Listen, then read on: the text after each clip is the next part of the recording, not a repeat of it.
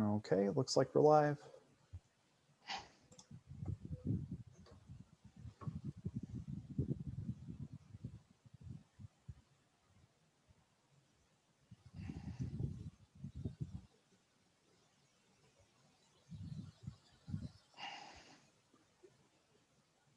We're live, Eric.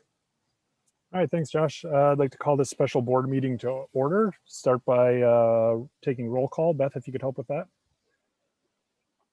Becker. Here. Sitnikau. Here. Smith. Here. Vanden Heuvel. Here. Shelton. Here. Warren. Here. McCoy. Here. All right, all 7 board members are present. Just to provide a little bit of background before we get started, and then I'll hand it over to Superintendent Murley. But on Monday, August 3rd, the board approved the school district starting the year virtual. And at that time, we approved a metric that we felt like was the best that we had at the time, given the guidance from the medical community, which was a 5% positive test rate. However, since then, Department of Health from the state of Wisconsin, along with other states around the country, have come out with models that take more into account and help school districts to make decisions using better data than just that one point. And so the purpose of this meeting today is to try to set that for our district. When it was very vague and didn't have any hard guidelines like we had seen in other states. And while they said that it was to help districts make local decisions, what essentially that has done is left 7 board members, with the exception of 1 not having medical degrees, to make decisions around pandemic and the spread of COVID-19 and when we feel like it's safe for our district to reopen. But nevertheless, that's where we are. And so 3 things that we're going to try to accomplish here tonight as a board. The first, and Steve will go through a little bit about what we got from DHS and talk about the Wisconsin model. From there, as a board, we need to make a decision and give guidance to Steve and his administrative team on if we would like to see reopening criteria that is K-12, meaning that it applies to every student in our district, or if we would break it into different columns. Is there an elementary plan, a middle school, high school plan, and how that looks? So we'll have to have just a discussion around that so that Steve has clear direction. And then from there, once we decide what that plan looks like, we'll start to have, would we plug into that model that would then trigger us to make certain decisions. So hopefully that sets us up for what we need to accomplish. We'd just like to remind everyone, we want to try to keep our points concise. We want to get to the point. We know there's a lot of people watching this who are interested in the outcome of tonight's meeting and want to make sure that we handle that in an efficient way.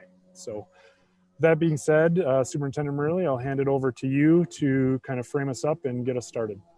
Sure. So you did a nice job setting the stage there. So one of the things, and I'm going to bring that deck up just because I presume that there are some people in the community who haven't seen it. There's a couple points in there that I'd like to make sure that we connect on as we think forward. But the end result tonight, the goal is to have some gating criteria, whether that's K-12 or whether we segment our population at the elementary and the secondary level or further within that with subsets, and then develop where those thresholds are between the on-site, the blended, and the off-site models, so that our community is better able to understand when we'll make those transitions and what that will look like. As President Vanden Heuvel said, we were awaiting direction from the state through the Department of Health Services. We've been led to believe there were going to be 3 levels of support that they were going to provide. One was about schools and gating criteria, one was about participation in athletics, and one was about what happens when there's an outbreak. DHS did a wonderful job giving us a framework for how to handle an outbreak. That particular document is long and well thought out with a great deal of detail in there. gives us significant direction for what to do when a student or staff member tests positive directly in the district in one of our facilities, or if there is an incidental transmission or exposure outside of the school setting. So very appreciative of them for that. Unfortunately, they did not provide the level of direction that we were seeking in terms of gating criteria moving forward. However, what we do have to work from with them right now is the draft of their initial proposal. So I think it gives us a framework within which to understand the state's intention with this, and then that gives us the opportunity to take a look at it and consider where those gating criteria might be. So I am going to, let's see if I can share the screen appropriately here. There we go. We should be able to see my slide deck. So as I walk through here, and for those who are on YouTube watching that, I'm going to hit a couple of high points on some of the slides. You'll notice that I highlighted some of the text in red. I'm not going to go through all of that, but some that's of particular importance. I think it's good for us to reflect on the fact that one of the first things that DHS says is that these decisions are shaped by community values and priorities, by school resources, and the level of COVID transmission in your community. So they have recognized the local nature of this decision making, and they do recognize that it reflects more than just simple numbers. And I think that's important for us to keep in consideration as we look through that. On this slide, that second bullet there talks about the fact that the most important risk factor for contracting the illness is therefore close physical contact in indoor settings. We know that. So that obviously is our schools. And I think that's one of the reasons that it heightens our attention to this. Sorry, I went through a little quick there, but just get to some of these high points here so we have the opportunity to get to the conversation itself. On this one, that first bullet, national experts have recommended that grades pre-K to 5 and in-person special ed services at grade levels pre-K to 8 be given first priority for reopening. If the disease activity level remains at the medium to low levels, and school resources allow for the adoption of physical distancing and other measures. So I think this is important for us to consider, and it's one of the reasons as we get down to the bottom of the chart here, you'll see that we've taken our initial conversation with you from last week, and we still have a K-12 option in there, but we also have an option that considers for us K-5 and 6-12, and for us that's an operational split for things like transportation and our buildings, and so we've looked at that. We've also looked at our high needs populations, and those would be students with disabilities, English learners, and some students in our at-promise populations when we look at bringing them back sooner if we go to that type of split model. Oops.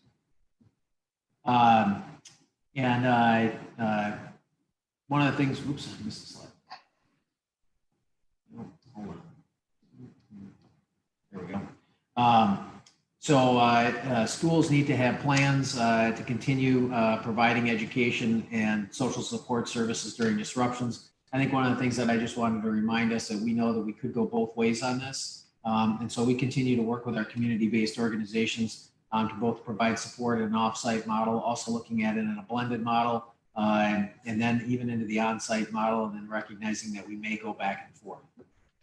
On this slide, recognition that the level of disease activity in a community needs to be a central factor in deciding between the different educational models. You'll recall, as Eric said, one of the reasons we initially used that 5% threshold was that was what we were receiving from our community health experts as a benchmark at that point in time.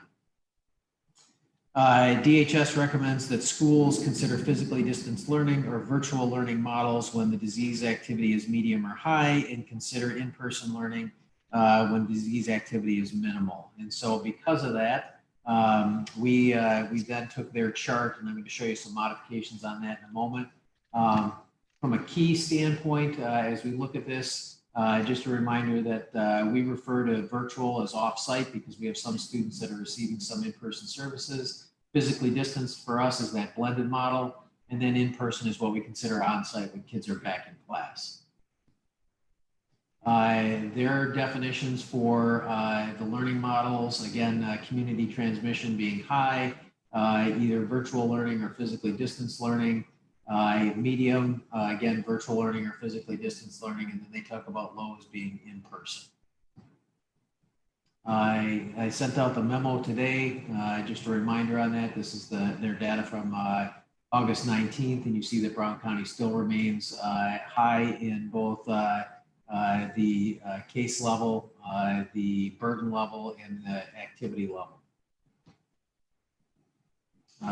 Again, this is just the key for their particular matrix as they have it in there. Burden level and trajectory. If you're not familiar with those terms, burden level is the total number of cases per 100,000, and trajectory is whether it's growing, stable, or declining.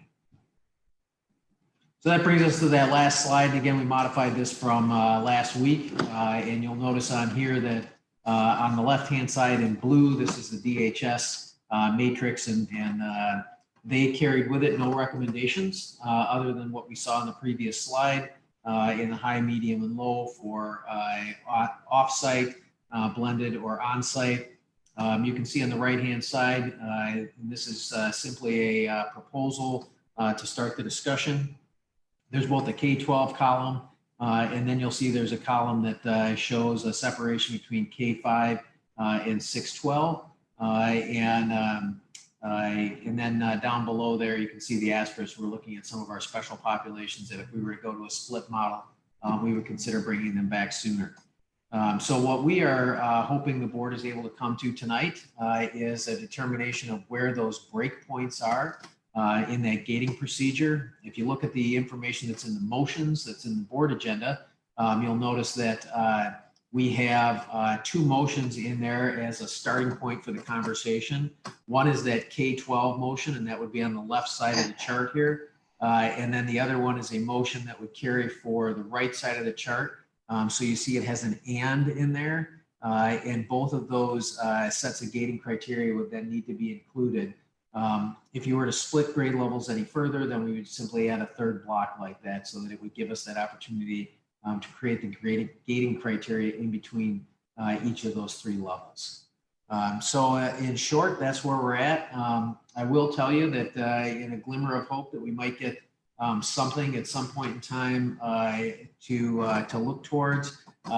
We do know that Brown County Public Health is looking into this issue, recognizing that there's an opportunity for them to provide some county level assistance. They did share, however, that at the pace that they're moving, it's unlikely for them to give us any additional information or recommendations until after the school year has already begun. So I still think it's pertinent for us as a board and a community to have some gating criteria in place as we start the school year, but do recognize that we may at some point in the future, either from the county or the state, get additional guidance to help us inform our decisions about when to transition back and forth between the models. So with that, I'm done sharing from a presentation standpoint. I can certainly leave this chart up if it helps you to have it up. Otherwise, if you prefer to see each other, I can also stop sharing that so that we have the opportunity to visualize. I think sometimes it's tough when you can only see 5 faces on the right-hand side. So I guess, Eric, I'll defer to you, but I'm happy to bring it back up at some point in the conversation if we need to see it. But other than that, I'll stop sharing right now so that we can start the conversation and the discussion. Yeah, I mean, I'm also trying to think about the benefit for the people watching at home. I'm sure having this on the screen is helpful. Well, maybe I'll leave it up for a little bit, and then when you're ready to, you can just signal to me and I'll stop the sharing process. Sure. So I'll try to do my best to call on board members as they raise their hands, but be patient with me as I flip back and forth to see all your faces.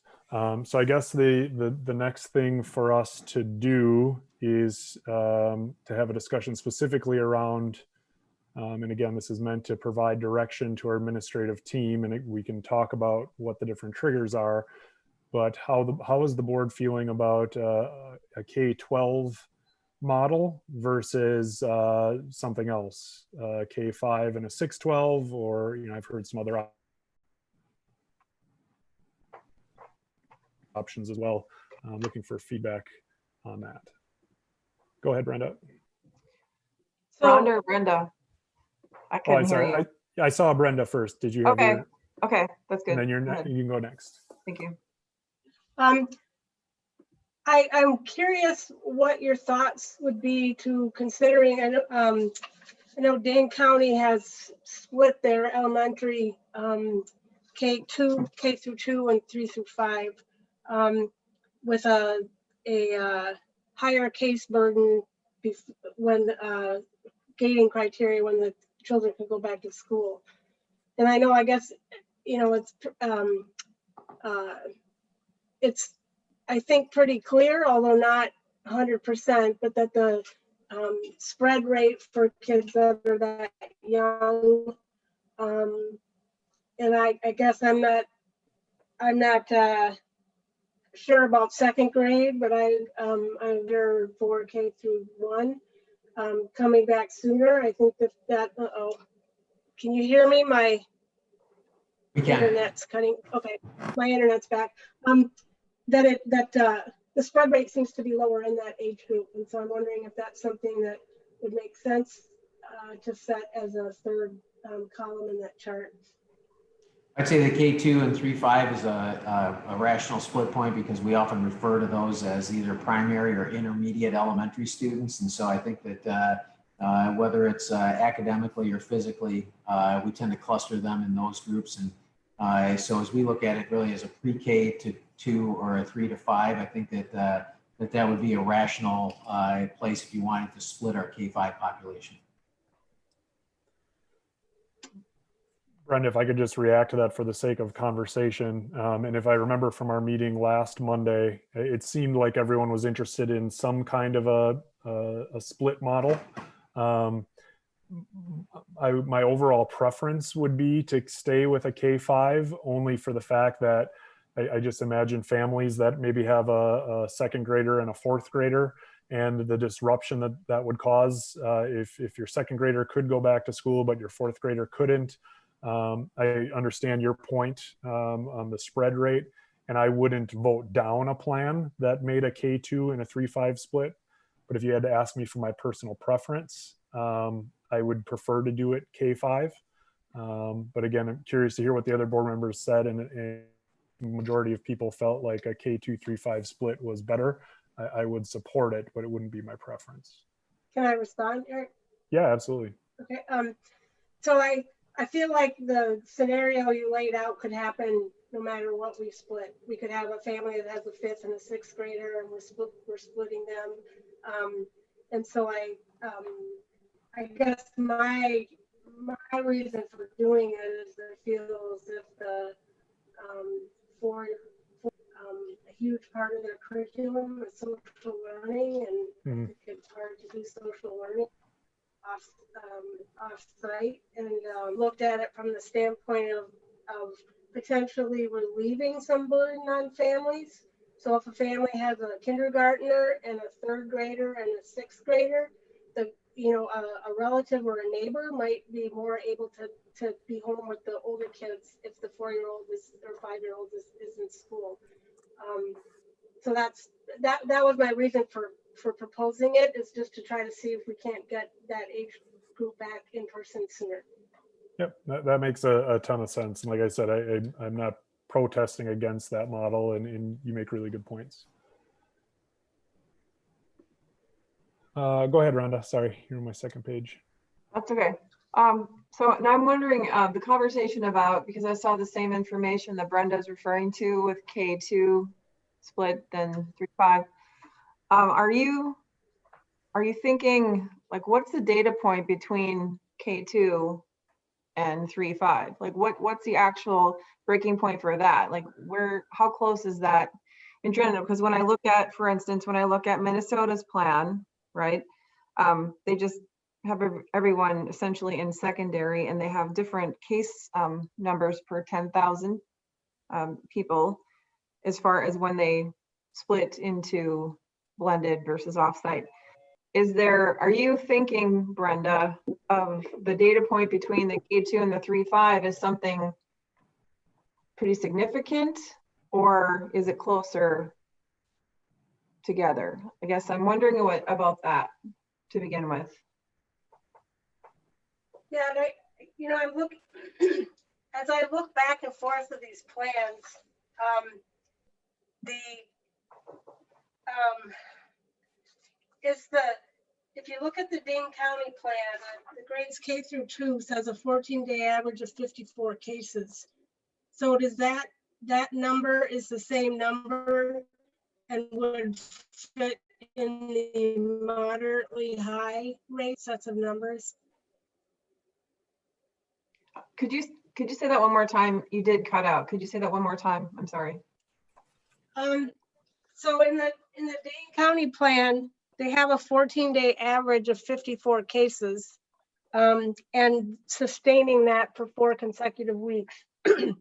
So I'm just asking if that 54 cases is the same number that fits in that moderately high range. Is that apples to apples when you compare those two together? Can I actually ask a question of anyone that is interested in answering it? This is actually on the DHS website. It talks about the testing that symptom onset data is more meaningful than using the data when the case was reported. It represents an illness occurred instead of when the person was tested, and the result reported is given to public health. They're just talking about almost like there's a lag.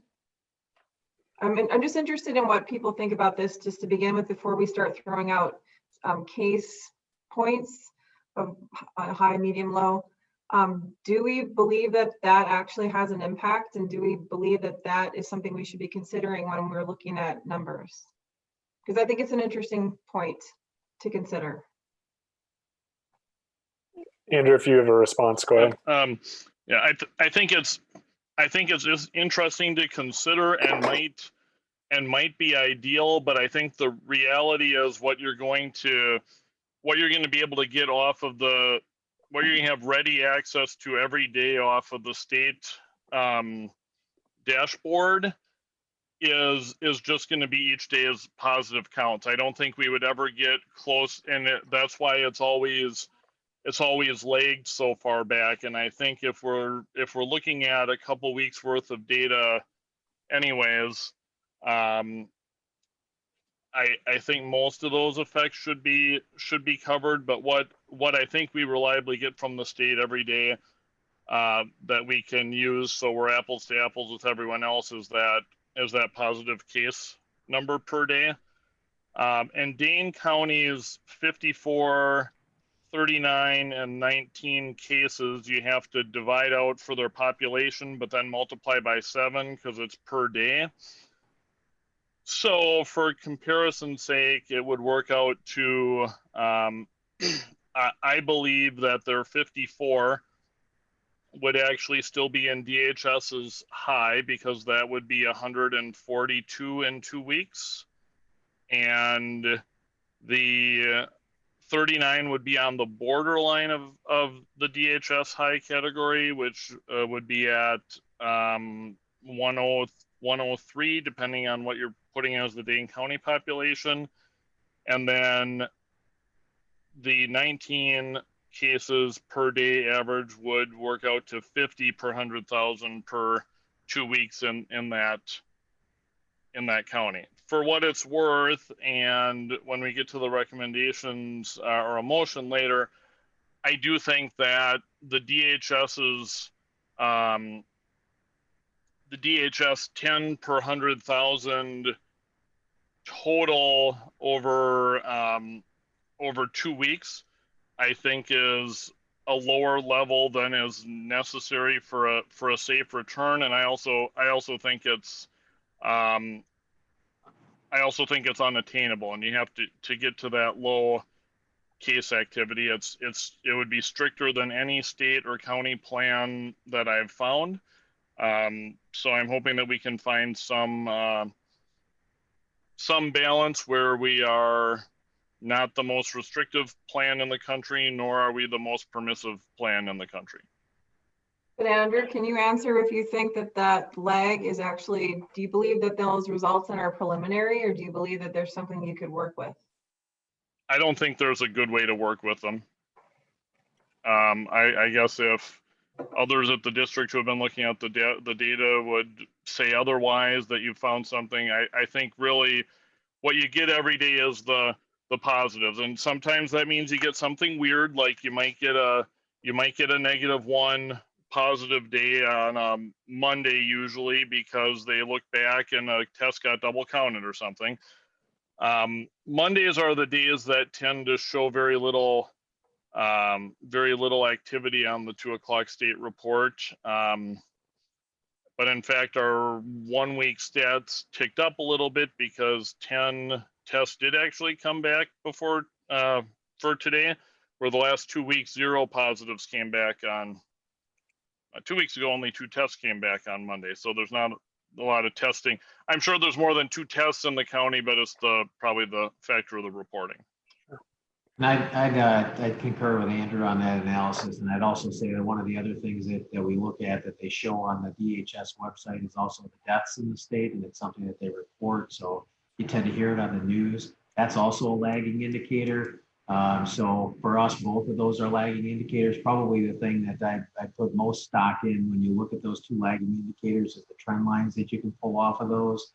And so for me, it's being able to look over time, whether it's 2 weeks, 4 weeks, 6 weeks, and really take a look at that and see if I can understand where the trend looks like it's going over that period of time, because then even though it's a lagging indicator, I've got a little bit more forward-looking idea about where it's going. So just for the sake of process, and I understand, Rhonda's point was it's hard to separate the two when we talk about number of columns and where the breakpoints are. Remember that we won't make a motion and lock ourselves into something until the very end. So I guess for the sake of conversation, I'm curious where board members are leaning right now in terms of the number of columns that we have. And we can always go back and change that when it comes to the final motion. But in order to keep the conversation going, I think it would be helpful just to see where people are leaning right now. If it's 1 column K-12, if it's a K-5, 6-12, or if it's K-2, 3, 5, 6, 12. Go ahead, Laura. Oh, you're on mute. Every meeting. It's somebody different. At this point, I'm leaning toward a K-12. K-12, 1 column? Yes. Okay. So we've got 1 person leaning for 1 column and 1 person leaning for 3 columns. Again, this doesn't have to be your final vote or where you stay permanently, but for the sake of moving things forward and working with a hypothetical, just wondering if somebody has a scenario that we start with. Go ahead, Andrew. I guess I'm interested, Lauren, in why you like the K-12, just because I haven't heard a lot of discussion about it. I'm just interested. Well, some of the families that I've spoken to, they're not sure why a child at a certain age would be treated necessarily differently. And when you look at you can't just look at the spread for small children versus older children. You also have to think of our staff and their susceptibility. And they're in various age groups as well, but they're not, my concern, a lot of it has to do with exposing our staff as well. So I'm more likely to say start conservatively. And I also think that our community could in a month, after some of these other schools have opened up and have seen, what works and what doesn't, things could look much different in a month is kind of where I am at this point. Laura, I've heard from some parents too who struggle, and again, this is state language, not necessarily district language, although we've cited what they've said is, to say like some students are our priority and other students are not our priority. That can be a hard thing to hear that, I'm not a priority for the district, even though, it's from a health and safety standpoint and we're thinking about childcare and things of that nature. That's just something else that I've heard that supports your idea. I've heard that pushback of why would my child be back in school when these other children are not. So that's kind of where I'm at the moment. Yeah, I could just offer real quickly. I talked to at the Big Five meeting last week. We had a couple people on from Madison, and this was in the works there. We talked a little bit about it at the meeting. That very question came up, Laura and Eric, about why split and why the recommendation to consider that. And the thought process behind it goes back to that very first bullet that was on the first slide, which is trying to balance the needs of the community versus the healthcare crisis that we have in front of us. We spend a lot of time at our meetings talking about how to make sure that we ensure adequate childcare access. And so it sounded to me from the feedback that I got from the folks in Madison that was a heavy influence on what then came out of Dane County Public Health, is they're experiencing the same kind of issues that we are, and the challenges for ensuring that they can find adequate child care for children, and it's harder to do that the younger the children are. Dawn, go ahead. So I'm kind of with you, Eric, where I guess if I'm looking, I would be looking at the two buckets. Everything I've read talks about the spread once kids reach 10, which seems to be a cutoff. And when we're thinking about childcare, I think anywhere from that K to 5. I mean, if that's one of our driving decision makers, I said this at our last meeting, going blended doesn't solve the childcare issue. As you know, somebody who worked full-time, both my husband and I, you have two parents with full-time jobs, blended is still going to present challenges. So I don't necessarily think that should be the #1 driving factor, but I get the need to bring the little ones back earlier, but I also think as simple as possible is important so people understand what we're doing, when we're doing it, and why.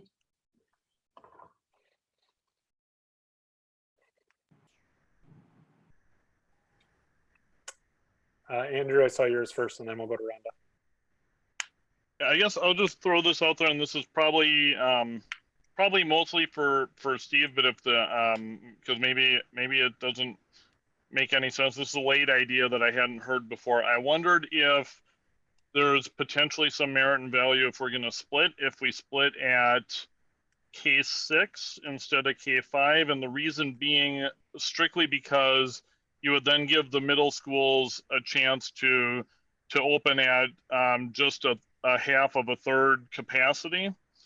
6th grade is, still closer to the elementary ages than the high school ages, and just give you a little chance to see how things are going to look at the middle school. I don't think you throw 9th grade in the mix too, that and make it non-contiguous, but is there?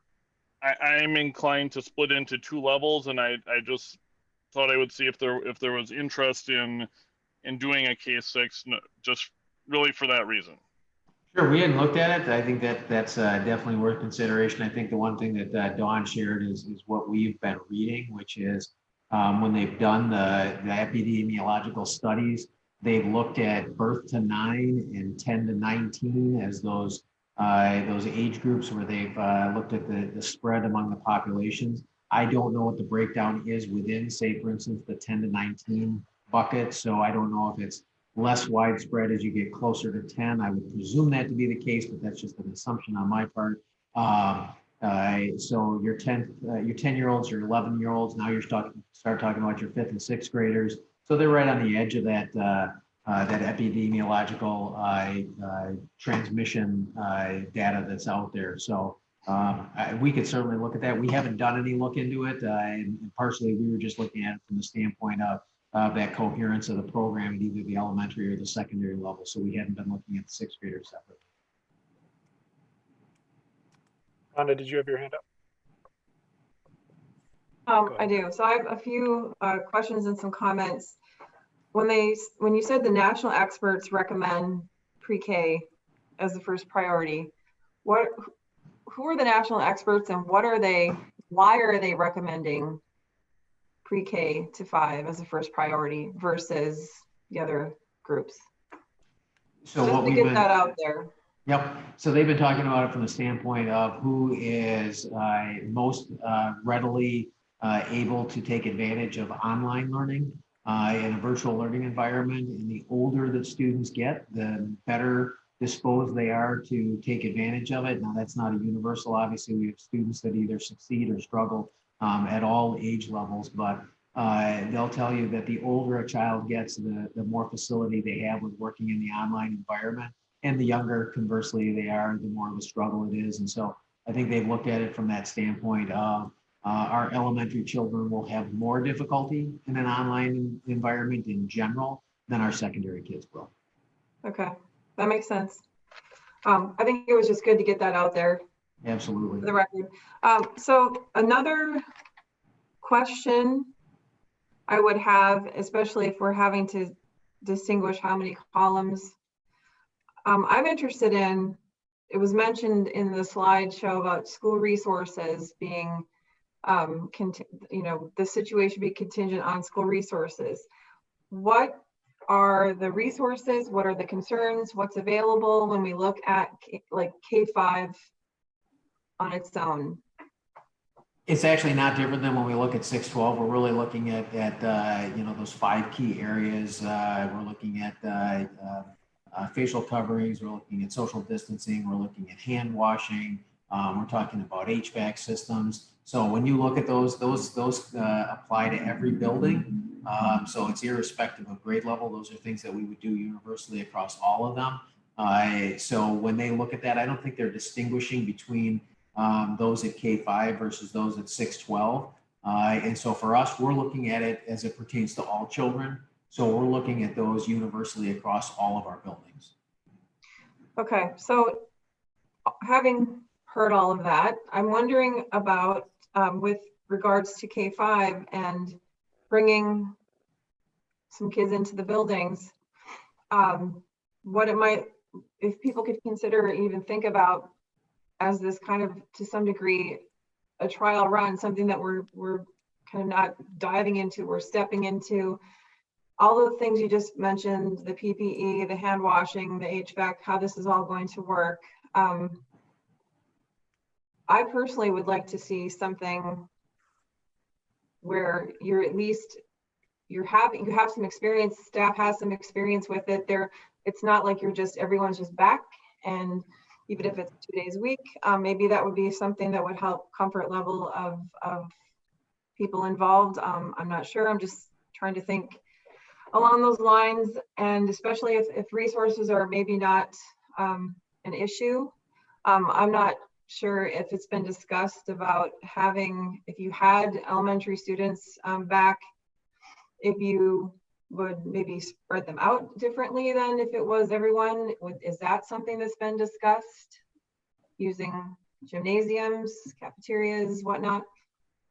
So a couple of really good points there. First of all, one of the things that we are looking forward to in terms of making sure that we have all of our systems and practices dialed in is that we will have some students that will start on site as we come back to school. So we've already gone through and approved several programs at the middle school and the high school level where we know we need to have some older children in. We also know we've got some students with disabilities and some English learners, again, K-12 that we're looking at bringing in. So we're going to have the opportunity to make sure that we have that done right as those kids come back to school. So that'll be our first step in the process. So I do think that's a really good point, Ron, in helping people who may not have kids in their classroom right away be able to look down the hall and look to their colleagues and their peers and understand how things are working. So we're hoping that that helps build some confidence and some credibility in that. And then as we look towards bringing kids back, one of the things that's going to be going out shortly to parents is a written communication on the cohorting process that we're going to use. So the parents know which cohort their child will be assigned to. And we're being very deliberate about that so that we can do almost a 50-50 split of children in the district, regardless of which grade band we're looking at, with the idea that when those kids are in school, as they go through that initial process, that we will have lots of opportunity to keep them physically distanced, whether that's in their classrooms when they're in there with their cohort, or when they're in other common areas of the building, so that we can ensure that adequate physical distancing in order to maintain enough space so that things are as safe as possible. Steve, can I ask a question that's sort of a follow-up to that? So we asked families a few months ago that knew that they wanted to be all virtual to declare. Now that everybody's starting all virtual, if we were to hit a benchmark that said, we're now going to go to a blended, could families then redeclare at that time and say, no, I've tried virtual, it's working for my kid, we want to stay there? What will that process look like? Yeah, actually, we've said to parents that if their children choose to remain virtual for the year, that we've got the opportunity to support them in that model of learning. And so that way, parents will have that opportunity, as you said, as we hit these gating criteria, to let us know that it's not yet time for them to return their children to class, and they'll have that opportunity then to continue in that online environment. Okay. So any other thoughts or feelings from people? We've sort of provided zero clarification in terms of how to go forward with 2 or 3 buckets. What are other people thinking? Again, don't have to write this in stone, but just to progress and give us a starting point. How are we feeling with number of buckets? Can I finish? Yeah. Oh, I'm sorry. Yes. No, that's okay. That's okay. So some of those things matter to me in order to determine that.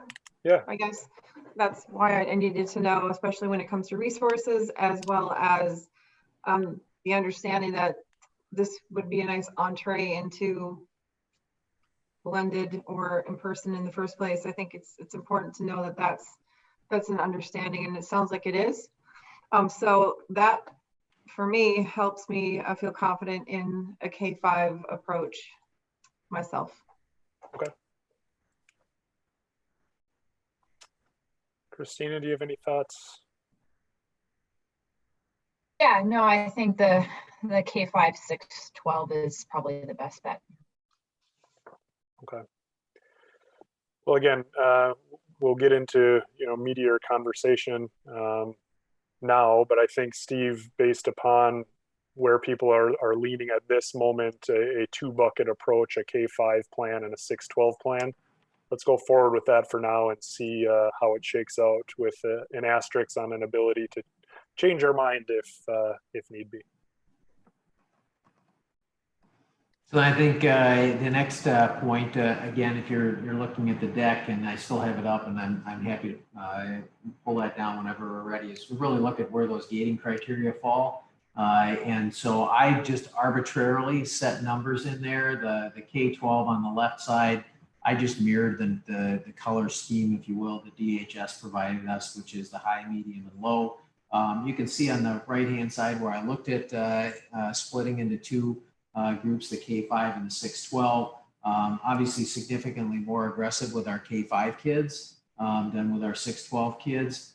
But really what we're looking for on that right-hand side, then, if we're looking at the 2 buckets, is 4 breakpoints, 2 in each column, between light green and medium green, between medium green and dark green. And so it's when do we move from back and forth between offsite or blended, and then when do we move back and forth between blended and onsite. Steve, I have a question for you on the transferring back and forth, whether it be one way or the other. Just curious about what your vision is for that process. Is it where we're going to set a benchmark here tonight, and then that gives you direction, and then as you're watching the numbers, we go? Or would that come back to the board and to say, hey, here's what I see. Do you guys still want to follow through with this? Do we vote on that? And then the follow-up to that would be, what kind of a time or a notice would we give to our staff? I've heard from staff that have said, if you have a board meeting on Monday that says, hey, kids are going to show up Tuesday morning, that's going to be a problem. So just wondering about what that's going to look like from a flow and transition, whether it be to go from virtual to blended, or blended to onsite, or the other way. I think we'd model something like they've done in Dane County. So in Dane County, they've got a period of time there where they're expecting that average holds. And then after they've reached that point, that's where they trigger the gate to go to the next level. So from that standpoint, I think once the board's determined where their gating processes are on here, then we would bring you back a profile that would allow you then as a board to take a vote on that. which would actually be those procedures that we would use to go back and forth. It wouldn't require a board vote. I think there's some benefit to that in the sense that if it happens, say, between board meetings, over holidays, things like that, we're not stuck waiting to take action. But keep in mind, it's not going to be that Monday to Tuesday type of thing that the person expressed concern with, because if we're looking at something like that 4-week running average that Dane County Health was proposing, anything like that would give us a good runway so that you would see where numbers were at. You would be able to see it coming. This wouldn't be a surprise to anybody because they'd be able to see where those trajectories at. You know, as Andrew has said, and we've heard from lots of people in the community, people know where to get this data. They can go out on DHS, they can find it. It's one of the things I think is a plus to this process because it makes it very transparent. Everybody can track this data in real time. People will be able to really, truly see it coming, and they'll know when we're going to get to that point. And so then we'll be able to say, okay, when we've reached that point, then, you know, here are the next things that will happen. And we'll lay out all the steps for you in that process. And that's whether it goes one direction or the other. As long as we know where that break point is. You asked before, when are we going to need to reach out to parents and ask them to tell us whether they're sending their children back or whether they're keeping them at home. And so we'd set all those timelines up in there so that you could see how that process would unfold. And then again, everyone in the community knows exactly what happens when. Perfect, thank you.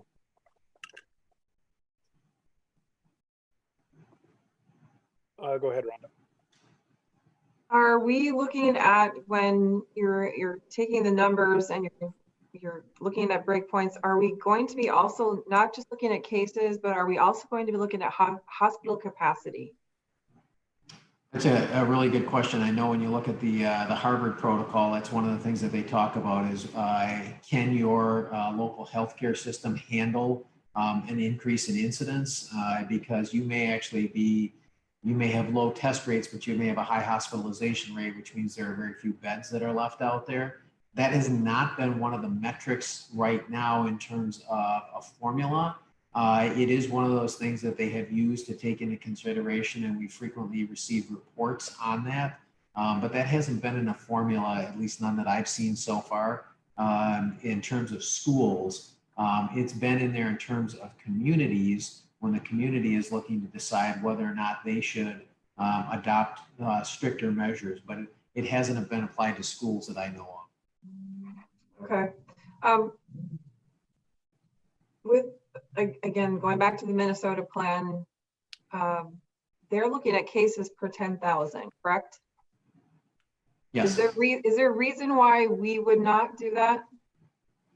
I think one of the reasons in particular, I'll cite another plan now. So if you look at Oregon, Oregon's broke it down by high density counties and low density counties. And in the higher density counties, they recommend the per 100,000 number. In the lower density counties, they're recommending the per 10,000 number. Minnesota didn't break it down like that. And I'm sure many of you know the kind of population distribution that Minnesota has, not unlike Wisconsin, a few large metropolitan centers and a lot of rural areas.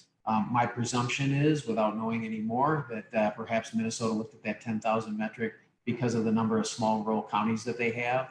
But I know that some of the initial data analysis I've seen says that larger cities or metropolitan statistical areas, MSAs, should be using the per 100,000 number due to the size of the population that they have.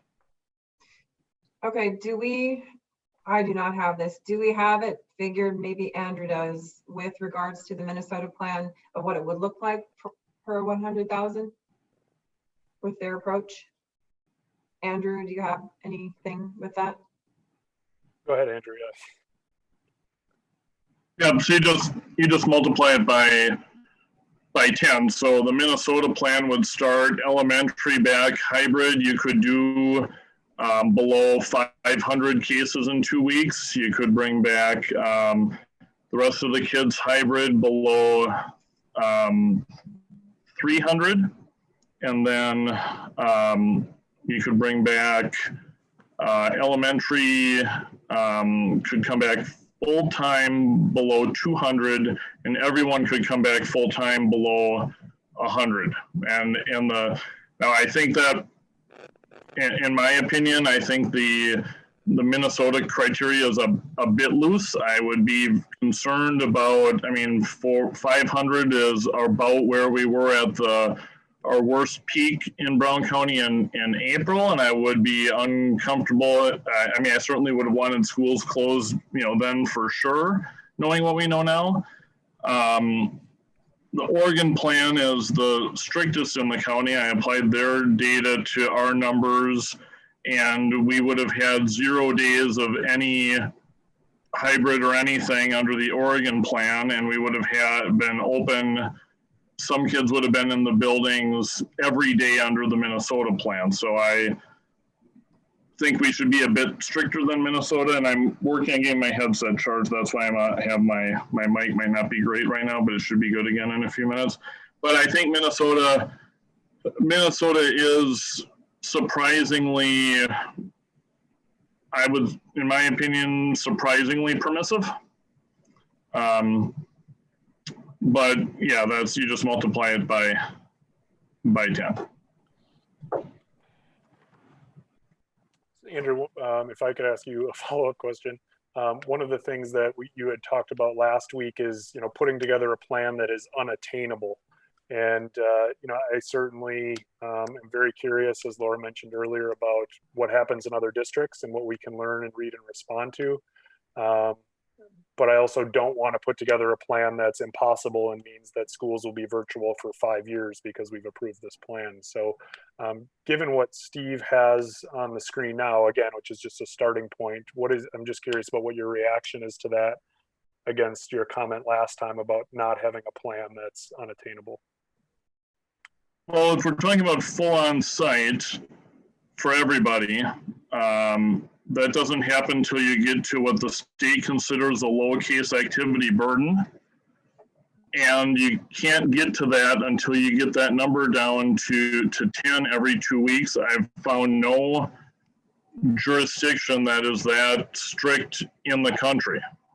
The strictest one is probably Oregon, and that's 10 per week, so that would still be double Wisconsin's law. Like I think a couple weeks, maybe some of the tiniest counties briefly touched low because no one caught it for a week, but even in the tiny counties, a couple people catching in a week will bump you up to medium. So I think that and Brenda and I were talking about this over the weekend. I'm going to say, when I say we will never hit 10, I stand by that, but I will stop short of saying impossible, because I think if everyone did what they needed to do to reduce community spread, I mean, New York City eventually got below that, but I just don't see us.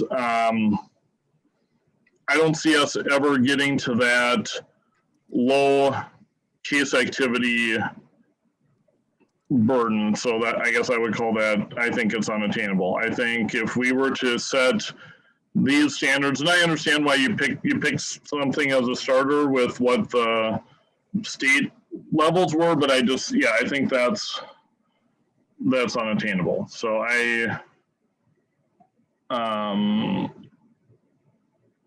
I mean, whenever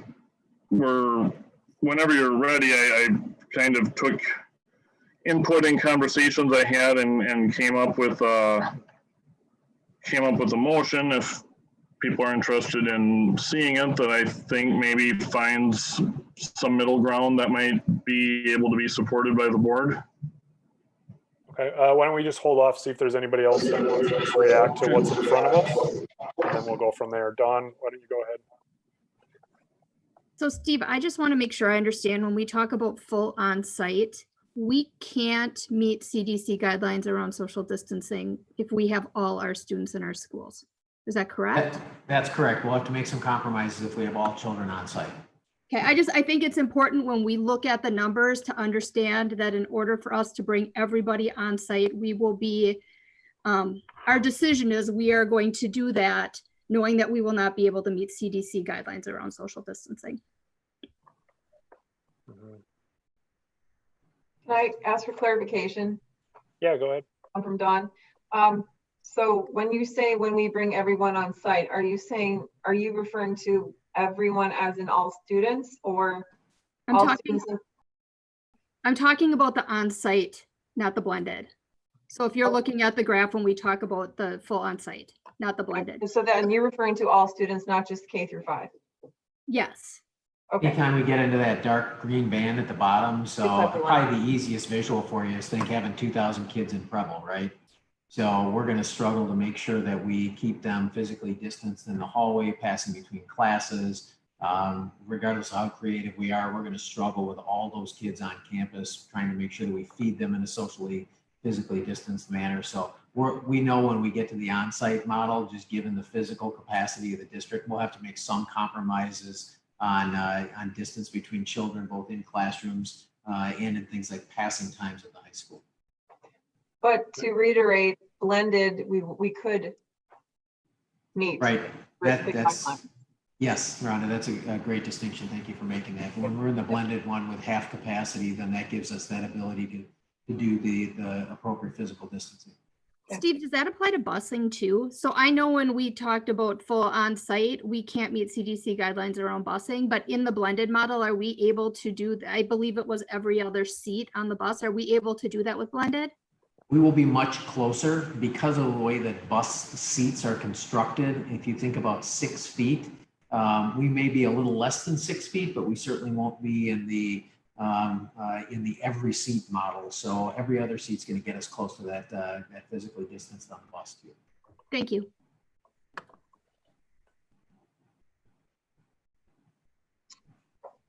Any other reactions to the plan that's right in front of us before we let Andrew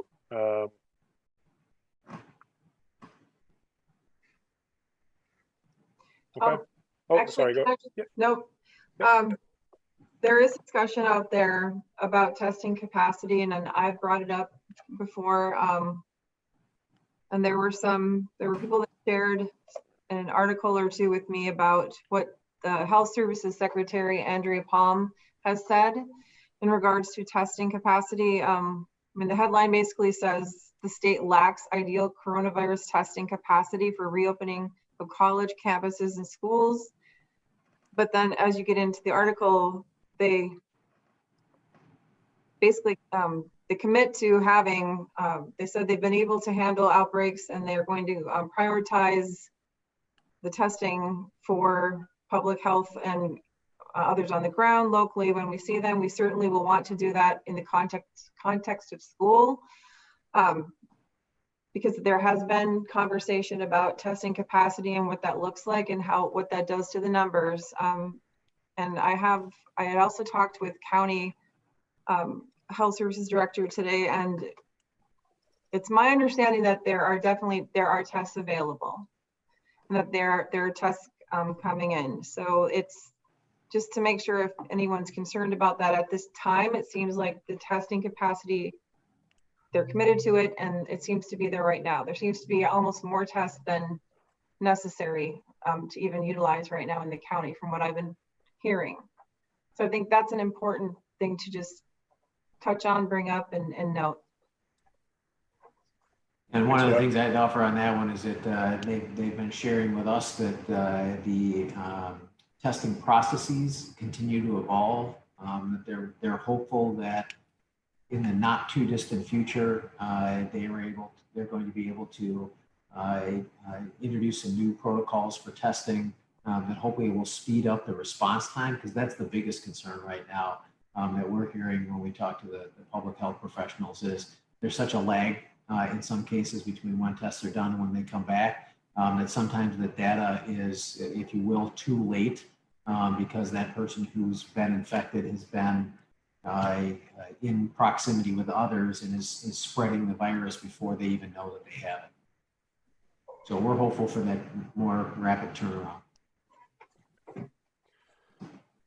All right, so we've got this in front of us, sort of first blush again off of DHS and Dane County. Andrew has put a significant amount of time, and I appreciate it very much, into his own data analysis. And Andrew, I'd be curious to hear sort of a different vision based upon what you've looked at. So if you want to discuss that now, I'd be interested in hearing it. Okay, thank you. So first I have to say, well, you can imagine there might be many times that there would be something involving some weird, complex spreadsheet analysis that I would just be, chomping at the bit to be the writer of the first draft of a motion.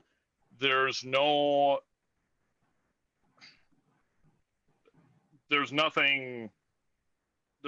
great or exciting or fun about this, because it represents weighing very real problems, right? The problems of if we don't open, and the problems of if we open too much too soon. So I think that positive testing percentage really can get much too jumpy, although I think there might be a case, which I mentioned in the motion, where it could be such a high value of positivity over 15%, I think should trigger a discussion, because that might be a warning flag that we're under testing.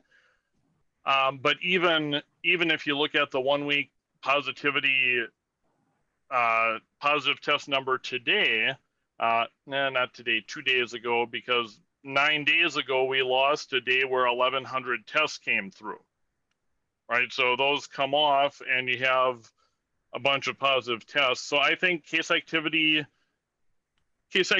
burden rate for Brown County is what's best to use. It's easiest to follow. It's not driven by how many negative tests there are. So my suggestion, and I can share my screen so everyone can look at it. Should I do that? Yeah, that'd be great. Okay. Josh may need to give you permission. I should be all set. Okay, how do I pick? I want to make sure I'm sharing the right screen. So where do I go? When you click on share screen, it should show you all of your pages that are up, and it should have the monitor numbers in there. Yeah, I just don't know. Yeah, I just don't know why I don't. Oh, here we go. Okay.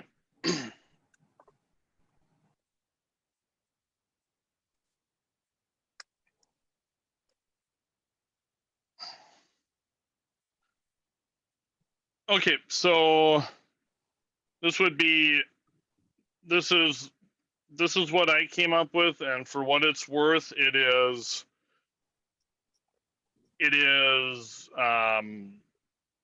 more permissive than Dane County, and it is much more restrictive than models like Harvard Global Health, and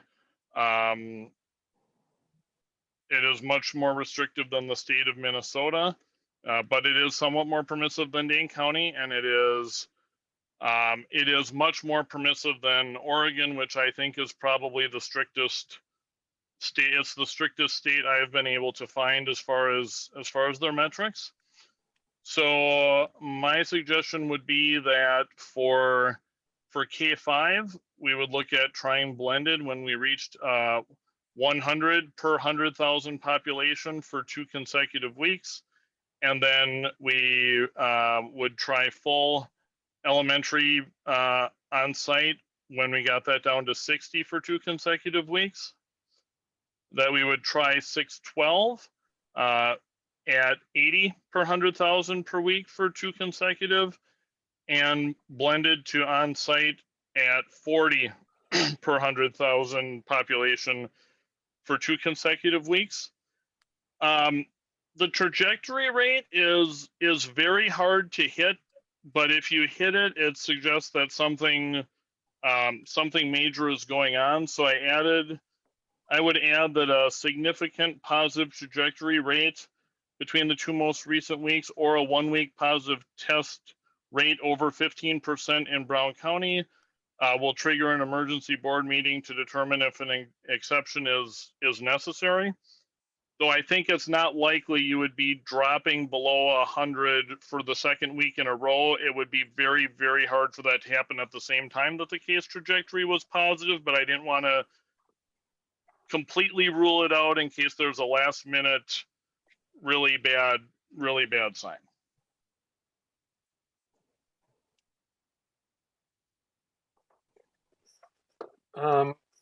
Andrew, my first reaction is how different is this than what we saw on the previous page?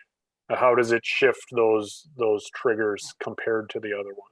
Yep. So, I mean, there's no, I'm not hiding anything about the fact that I think the state makes it impossible. I mean, the state, if we assume since the case trajectory rate is something that is rarely hit unless you're rising or falling really fast. I mean, the state has the state's high is 50, would be 50 per week because you cut it in half if you're looking at per week. The state's high would be 50 per week. The state's moderate would be 25. It would be 50, 25, and 50, 25, and 5 then. So yeah, if you're a believer in the state,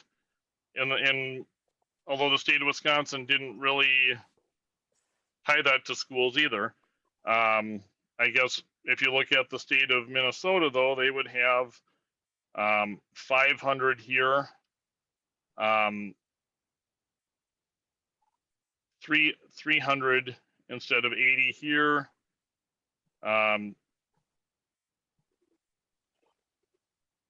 Actually, you'd have to cut them in half too because they're per 2 weeks. 250, Minnesota would be 250 to start bringing kids back in per week.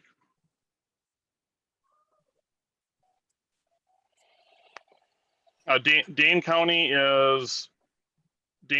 if you look at it per week, I believe is about 75, 50, and 25. So Dane County is higher than the state too.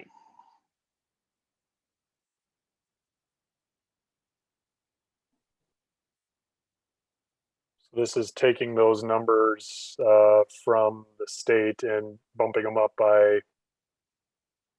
Andrew, if I can just jump in, Andrew, I think I have this right, so correct me if I'm wrong here, but I think the state, so if you were looking back at the chart that had case activity burden was that middle column in the state's analysis piece, and the categories were high, moderate, and low.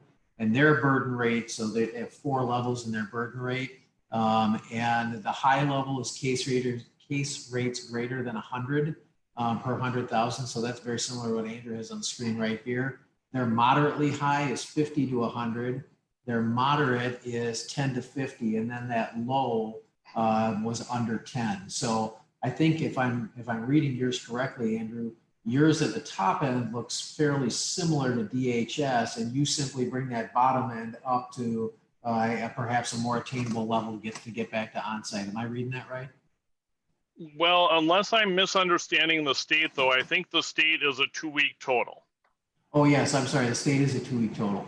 So this is quite a bit higher than that, but even Dane County is higher than the state too. So I guess the state, if you looked at per week, and that's why I thought it probably should be hit 2 weeks in a row, though.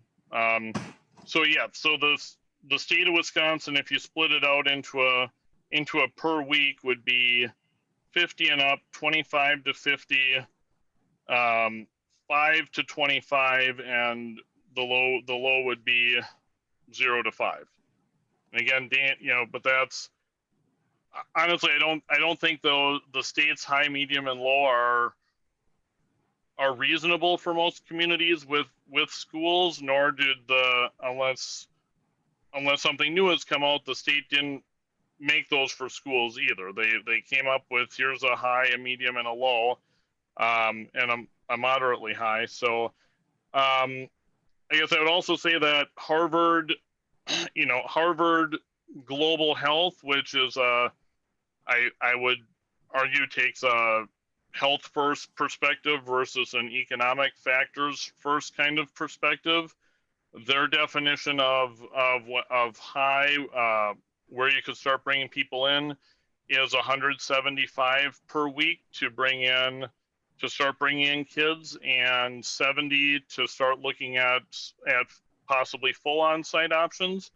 So it's unfortunate that from, you know, the state of Oregon to the state of Minnesota to the state of Wisconsin to Harvard Global Health to the state of Connecticut, that they vary widely. That's, one would think that we'd be a little bit more on the same page, and I'm surprised that Harvard Global Health is so permissive as they are. But this is, yeah. So anyways, that's and I would consider that maybe we would look at, granted, you would know if your 2 weeks ago was not met, you would already know that, but maybe picking a day, perhaps Wednesday would be the day that if you calculated the stat on Wednesday, would that be enough information to decide for Monday? Or should it be the longer gap you put in, the more time there could be for things to change, but also it's the more time for people to plan what's coming next. Although I think once we pick what day of the week we would end our, we would have our cut on, we should probably stick with it. Go ahead, Rhonda. Oh, sorry, Andrew, if you want to. Our best day since coronavirus, except for the days when we weren't really testing for it, once the pandemic hit Brown County, our best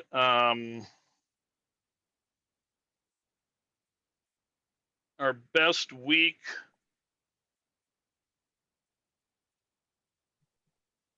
our best week would have been in about the 20s, and our worst 1 week would be at 262, and today we're at 174. So this is not, I know, Eric, you and I talked about that a little bit, whether or not we would be looking at a metric that says the way things right now in Brown County are okay. I would agree that it's not okay, and we're at 174. So we would have to get down to be talking seriously about going to blended. For the record, Andrew, I have a spreadsheet that looks just like that I've been keeping as well. Oh, okay. Yeah. Cool. I'm kidding. I don't. I appreciate that, though. Yeah. Rhonda, did you have? My question was going to be where we were today. Oh, okay. Any reactions to what Andrew has presented here? Brenda, I think you're on mute. So I'm looking at the COVID report that Steve sent us this morning. And Steve, did you just lift the charts off DHS's website for those? So what we have, I think are you looking at the conditionally formatted, the heat maps on there? Well, what I'm looking at is on page, oops, no page. Oh, it's page 3, I think. The one that says Brown County test results. Right. So what you're seeing there is the 14-day positive test rate per 10,000. So, and that would be commensurate with what Andrew was just talking about when he did it per 100,000. So that's why you see the difference in those numbers there. So that because he's Andrew, I think you were looking at a 7-day average for 100,000, or I'm sorry, 100,000. We were looking at this number is a 14-day average per 10,000. So it would be half of that to match. I'm trying to match it to Andrew's numbers. And I think it would be, this is just my preference because I've been going back and forth to all sorts of different data and things like that. I think it's important to have everything match so that we're so and that's why I asked if this chart from Brown County was lifted off of Brown County's site, because I'm wondering if, you know, if that's what's available to the general public on a daily basis, can we match our numbers in the gating criteria? Yep. To match it to. That's a good question. Unfortunately, I can tell you that this data is available, but it's not readily available. You have to dig to get it. The team on our end has worked really hard to make sure that they have access to this, but you can find it, but it's in a raw data format, so it's not compiled. So our team actually compiles this every day. Okay, can they compile it then at least based on 100,000 residents, so it matches the per 100,000 that we're using to talk about? Yep. Yeah, we could definitely do that. We could do it on a per 100,000 instead of per 10,000. Yeah, because I just, like I said, I know when you bounce back and forth, it's really easy to get lost in, because the average rate per day, you know, an 14-day average per day number, then there's the 7-day average, the 2-week average, the per 100,000, per 10,000. I think just making it as simple and clear as we can on that. And then when we have reports, that the numbers on the report are consistent with what's in that chart. And Sure. So either way, if it's easier to keep the way and change the numbers on that Andrew has listed based on this chart. We would change our data reports to match the board motion.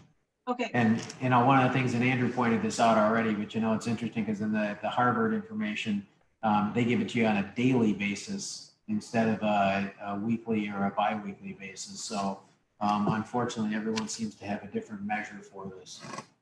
Yeah.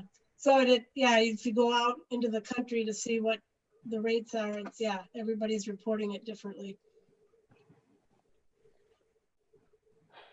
So again, we're kind of at a point now where we've got two different things in front of us. You know, what we have from DHS is sort of what Steve presented, and again, is just sort of first crack.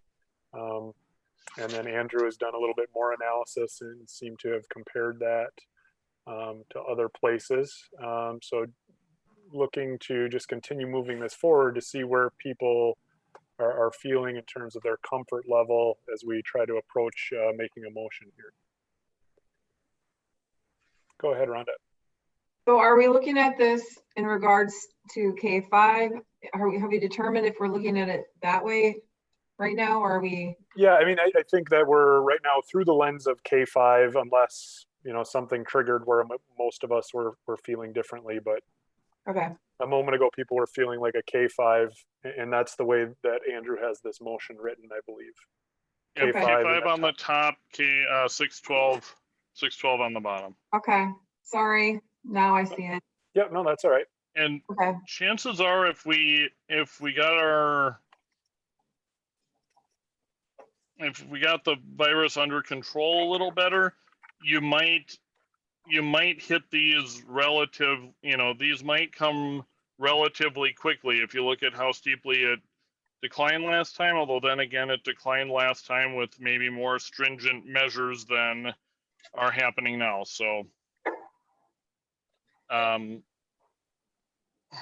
have another question. Yep, go ahead, Rhonda, and then Brenda. Are we then going Christina. to look at, like, for instance, the prison numbers that were pretty significant recently? Will we take into account any sort of massive outbreak in a facility like that and are we going to, like, do we believe that actually would impact schools or not? And do we believe that those numbers should be factored into the totals? Our problem is, and I'm sure Andrew's seeing this too, we get our data from the state aggregates everything, and I'm unaware of the state factoring out anything, whether it's a manufacturing facility, a prison, a nursing home. And I think part of their rationale is that people who work in those facilities are then traveling in the community, but that's just presumption on my part. To my knowledge, they don't factor any locations out in terms of taking data out of those sites. Okay, so we wouldn't necessarily, it maybe could be a discussion point at some time, potentially if it was significant. Because I just sometimes I see it's possible that those numbers could actually make or break within a couple of days of what we would do, one way or the other. And the longer the data set that you take into account, the less those individual surges have, because it smoothes them out. And I think that's one of the reasons I see a lot of them with the, which Andrew has on here, you know, the 2 consecutive weeks. If you're doing the rolling 14-day average, it should smooth some of those out, because most of those prisoners all got tested within a very short period of time. So then a day or 2 later, you shouldn't see those in there. So hopefully the weight of the average smooths out either a dip over the weekend or a bump in the prison population. Okay. Brenda, the prison testing, so as luck would have it, the prison is its own census tract.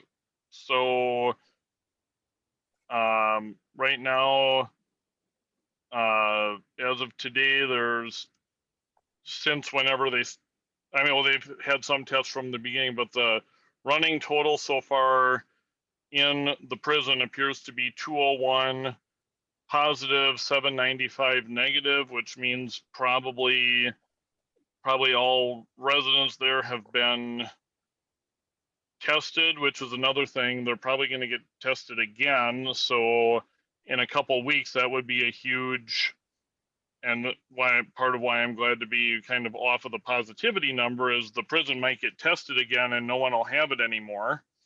And then we would have, you know, we might have 800 more negative tests thrown into the pool. But the, I guess that will be long worked out of the average before we would be starting school anyways. So, Brenda, did you have something to share? I'm looking at your chart, Andrew, and you have offsite to blended, and then the next line says blended to offsite, and you have values the same? well, offsite to blended one- would be because you were over it for 2 weeks, and I would assume blended back to offsite would be, you would have to go to off. I mean, if you're over 100, if you're over 100 per 100K population for 2 consecutive weeks, if you're over it, you would go back to offsite and you would offsite to blended, right? Yeah, that's what I thought you meant, but I'm wondering if we just can make that clear. Offsite to blended is less than 100. Blended to offsite is greater than 100. Yep. Just make it clear to everybody. Yeah. And then blended to onsite would be under 60 and blended would be over 60. Right. Over 60, yeah. Well, Andrew's making that change. Christina, did you have a comment earlier? I'm sorry. Yeah, I would just say generally, Andrew, thanks for putting this together. I feel really comfortable with this. And I think it's important for us all to remember that we can change this as information comes forward and as information is updated, right? Like, not that we want to be changing this weekly, but I just think that that's really important, that we do have to make a decision, but that doesn't mean that that's the decision forever. Yeah, that's a really good point, Christina. I've been thinking that too, that 2 weeks ago or 3 weeks ago, we thought 5% was the best we could do. And here we are 3 weeks later with a much better data set and much better metrics and more guidance from states. And, you know, so this is what we know as we sit here on, you know, August 24th. And we might know something better. And again, we want our community to know that we're trying to be consistent and trying to have guidelines. But if there's some new epiphany in terms of how we do this, when we know better, we'll do better.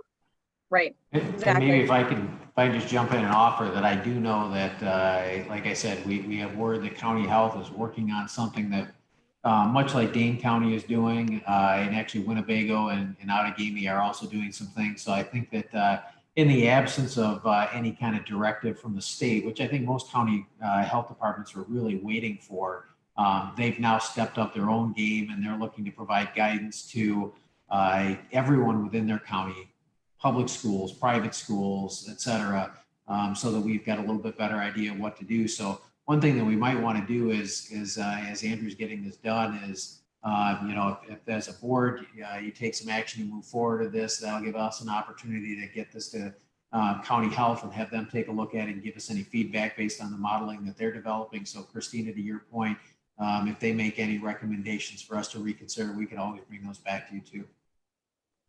That's so funny, Steve. I was just going to say that would be my next recommendation. So that sounds great. Thanks for that.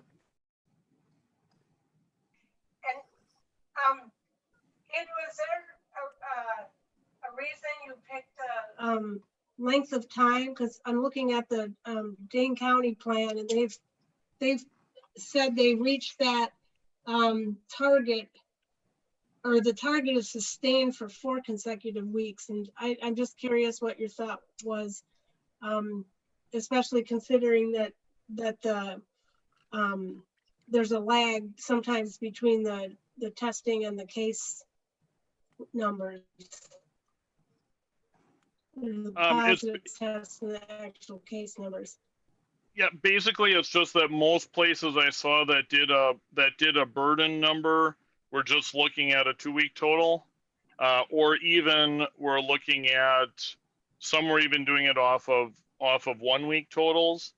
Arizona looks at 1-week totals, and somewhat surprisingly, if it's, no matter how high it is, if it declined twice in a row, you're good to go back to blended, which is a little scary because if you go from 5 to 4 to 3 and be good to go, that was although chances are if you went from 5 to 4 to 3, you're really plummeting down, but you could go from 5 to 490 to 480 and and be fine. So it seemed like most of it's basically based on the fact that I think I think a lot of the metrics are looking at 14 consecutive days. Chances are, if you've tested positive, and 2 weeks have gone by, you're probably in the clear.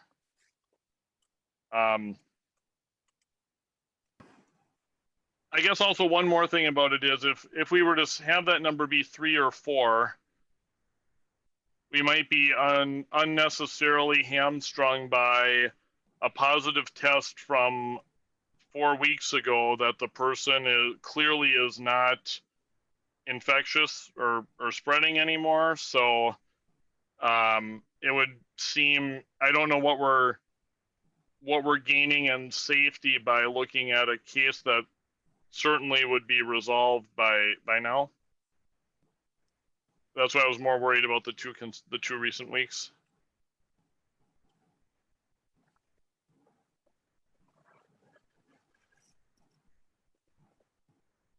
All right. Any other comments about this? Go ahead, Laura. Andrew, you've clearly done a very deep dive on this. For those of us who did not do this sort of analysis of data, I'm not sure I'm not sure that if you explain to me in detail how you got to this, I would even be able to fully understand, because you've done this amazing deep dive. So is it possible for you to share, it's because it feels like we're heading in this direction, to share with Steve and his team and the whatever people might need to have a look at your analysis and your data and how you got to this? Sure. Is it possible for you to share that so that they can have a look at it? Absolutely. Yep. Because I feel like the more, because they've been working on this stuff for a long time.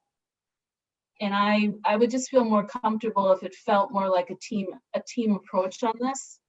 And that more eyes had looked at it. Yep.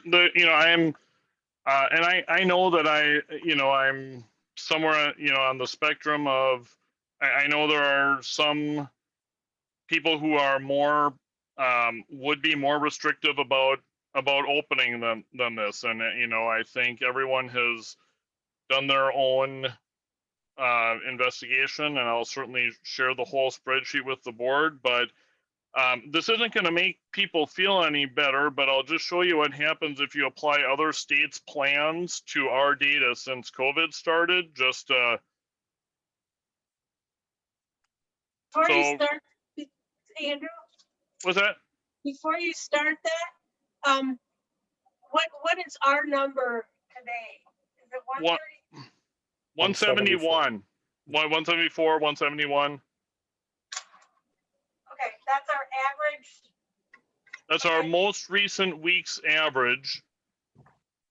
And the week before that,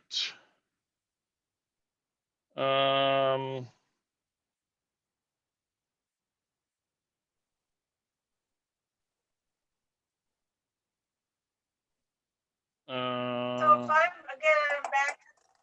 got your own here, back to that Brown County test result.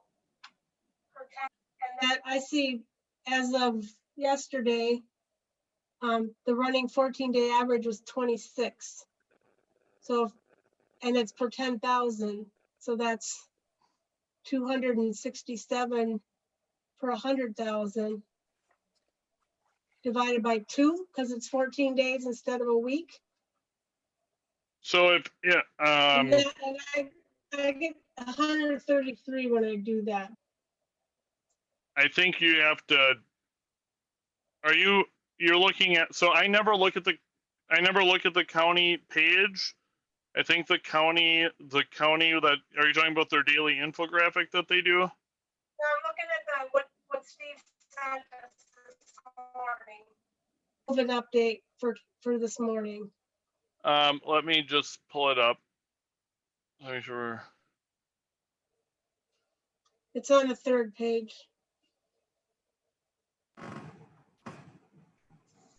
When, sorry, yep. The 8/24 COVID update from Steve on the 3rd page. Yeah, it says Brown County test results on the top. It's a running 14-day average, and it's total number of cases per 10,000. So that would be. So that'd be 267 for yesterday. If I'm reading this right. So if I count back 14 days of positives, I get, if I'm not separating the weeks, so 705 positives. Okay. Divided by 2.59. So at 27.2, but that's within, it depends what exact precise number you're dividing by for county population. So yeah, that would be the 14-day total. And then if you look at the week most recent, not counting today, which doesn't change things much anyways. So our most recent week, that would be,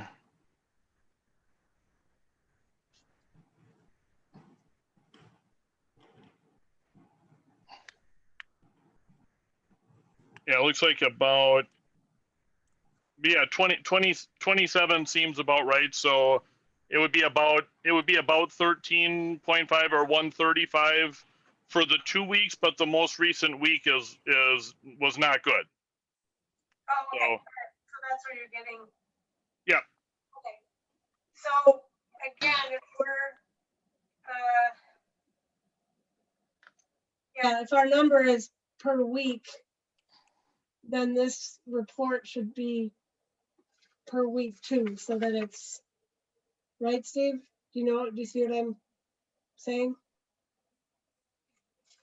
I'm actually trying to follow along right now. Sorry, I was working on some numbers on this end. Oh, okay. So, well, let's see, did I write this down? Let's see, so Andrew, was your chart is per week, right? High is 50 per week? The that what state would have 50 per 100,000 per week would be high. Oh, sorry, yeah, I'm looking at the wrong place. Okay, so yours is less than 100. That would get And so that elementary would be, blended, yep. So if you had, but if we're looking at this Brown County, this chart on page 3 of Steve's report, that's a running 14-day average as opposed to a per week average. right, so you would need 2 weeks of 10 on here would be the same thing as 2 weeks of 100 in the motion that I presented. Oh, So 10 on yours. approximately 20, except like Monday the 17th, I'm thinking we probably wouldn't have been there because it was probably a week that was below and a week that was above, probably. So. Right. Okay. And Monday's the day. Monday is probably not the day you want to. I guess I would want to know from Steve too. We should probably, if we're starting here either with the numbers that I have or substitute numbers, is Wednesday a reasonable day that you would do the 2 p.m. Wednesday calculation to talk about the upcoming Monday, or is that, I mean, how do you find the balance there? Well, do you do a rolling 7 or are you doing a straight 7 on your average? I think you do a rolling 7 so you can see where it's at every day, but I think you have to pick what day of the week you make next week's decision, right? Yeah, and I think, again, that's where I said earlier is I'm looking at trend line on it because I think that it may not be a specific day or a specific data point, because I think if we can set that, because I think we need enough time operationally to make a transition from one model to another. Parents need enough time to plan for it. So I think if it's Monday for the next Monday or Tuesday, I mean, is a week enough? Is Tuesday for the... I don't know if that's enough because we were originally looking at those numbers and figuring that we were talking about a 2-week plus window on there. So I don't know if a week window is enough. I've got to go back to the team and talk to them further about that. It's just the longer you go, obviously, the more time you have for planning. But if you say, the more you let the data age, if you say, Friday for 2 Mondays subsequent, then it buys you more time, but there's more time for things to, to go wrong with the data. And you would still know if 2 weeks ago you were low enough to count. So if we were closer to the school year starting, say Monday, again, not my suggestion, but if Monday was the cutoff, we actually went up slightly today because we replaced 0 positive test results last Monday with, again, probably because of Sunday reporting, with 10 positive case results today. So we actually got a little bit worse. So no matter what, we would be sitting at next Monday being the first potential 1 week, if that was the cutoff. So, but yes, I mean, obviously Friday is not the answer to the question because you don't want to, see if you just squeak through on Friday to start Monday. But I would hope we could maybe look at Wednesday or Tuesday as a cut date. But if you had to, and of course, if there's an emergency, and that's why I did put in the motion that there would be certain things, if you're seeing that test positivity has spiked or the trend line has gotten bad, you could call a board meeting to look at it, and you could if you had to, you could abandon ship if cases were skyrocketing. I think you need a And I good guess, emergency board I guess meeting. what I'd say is what I'm looking for more than the process, which is what you're talking about right now, is I just want to know what the graphic looks like, because then I think it's our job as an administrative team to come back and develop a process to implement. So rather than you folks telling me, pull that data on Monday or Friday or Tuesday or Thursday and then make a decision by here, here, here, if you can tell me what the numbers should look like on the chart, then I will work with the administrative team to make that a process. Yeah. Sure. I mean, but people, I think there is going to be an expectation from people who are, many people are going to be watching this chart. So I think sooner rather than later, they'll want to know, is it Friday for the next Monday, or is it Tuesday? And hopefully we're sticking with it for a while. But I think there are states that look at it on Saturday and that could impact, do we open Monday? I don't think that's a good idea. I think it really leaves people in a lurch. So, okay, that's fair. I also would propose that this be, you could vote on the exact same metrics again, but I think as things change with cases, I would propose that whatever we pass would be a motion that expires on November 17th, which is a board meeting day, and we would have to vote again. We could vote in 2 minutes on the same thing, but we'll know a lot more. We'll know a lot more from other states, right? We'll know from Minnesota that used a very permissive metric. If they were making a choice to bring kids back into school much quicker when it was a lot higher than is proposed here, and they were fortunately not taking the consequences for that, it just seems to be something that probably should be subject to a re-evaluation. Go ahead, Christina. Do we have to put a date on that though? I mean, won't we be reevaluating this regularly? And at any moment we could decide as a group to bring this forward, right? I mean, it seems like this is going to need to be reviewed before November. I guess I wanted it to be forced to review to all the way to the point of voting on it again. It's a stronger statement to say that on November 17th, it's subject to board reapproval. Then that's just a stronger commitment to it than just of course we'll be constantly evaluating. And if there's something that isn't, I think, yes, we'll know more. We'll know a lot by September 21st by looking at what's different in Iowa, where you're not even allowed to go remote unless you have 15% positive test, you can ask permission from the governor, or Minnesota that's wide open, or Oregon that's very restrictive. Hopefully we won't learn from Oregon that despite the restrictive metric, it's spreading anyways. So what I'd love to learn is that Minnesota, being very permissive, didn't have the spread, and but I think it's important to be committed to some point that we would be fully committed to re-vote, which could be reconfirming if it's working.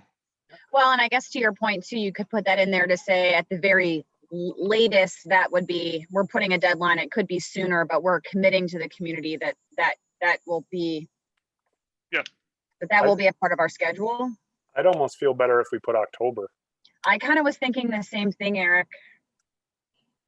Yeah, no, I love it. What's the October?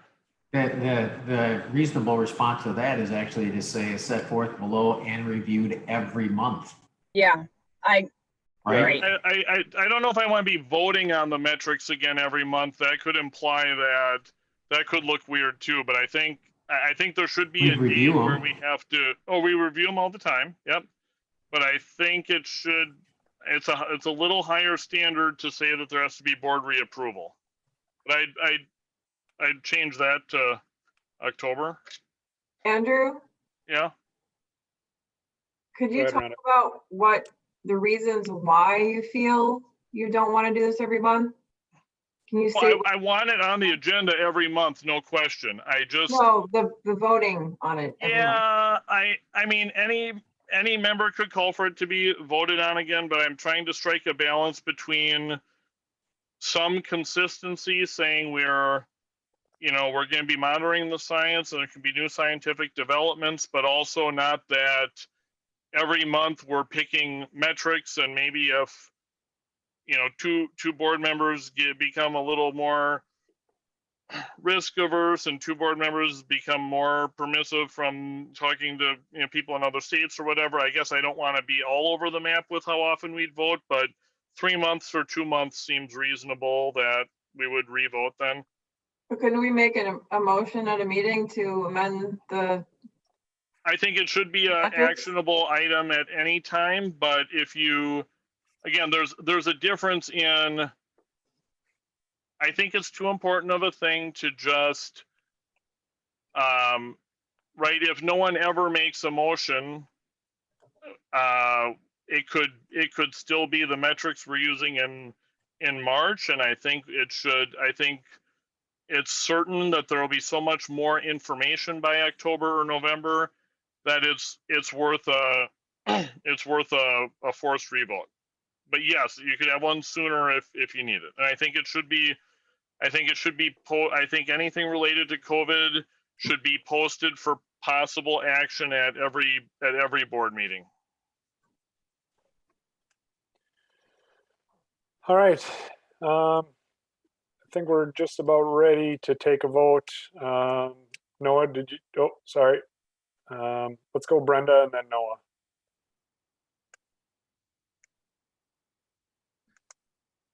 Brenda, you're on mute. Oh, Based on our new board meeting schedule, our regular board meeting will be on November 9th. Right? If I'm reading the schedule Oh, correctly. we'd be on the 2nd and the 9th, but are we talking about October now instead? What is it? Is October the 5th and the 19th? 17th is a Tuesday rather in November. Our regular, yeah, and our regular board meeting, because we switched, I don't know if Beth sent us an email this afternoon. Because we switched our regular board meeting, as I understand reading this, is the second Monday of the month. Be November 9th. Sessions are actually going to be the fourth Monday. If you put November 9th in there, Andrew, that would give you the November date. I think he's asking for the October date. There was some suggestion about October though. Do you want to do the October 19th one instead? Actually, you do the 12th or the 26th would be the standing ones.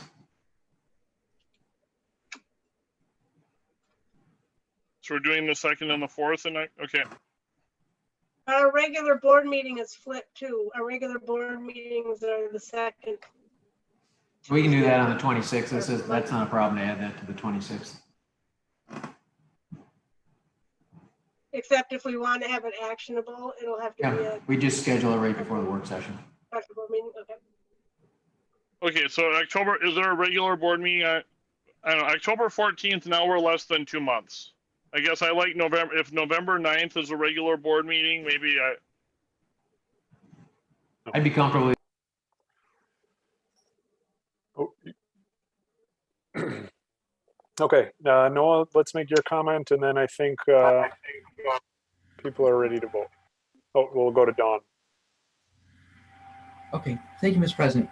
I think I'm very happy to see a system, and I'm sure my dad knows I criticized it if I didn't like it, but no, I'm kidding. It's a good system. I think it people, believe it or not, I know it sounds like I'm just making this stuff up, but people actually have asked me about the metrics and what can I look at? What data can I just make my own spreadsheet and look at?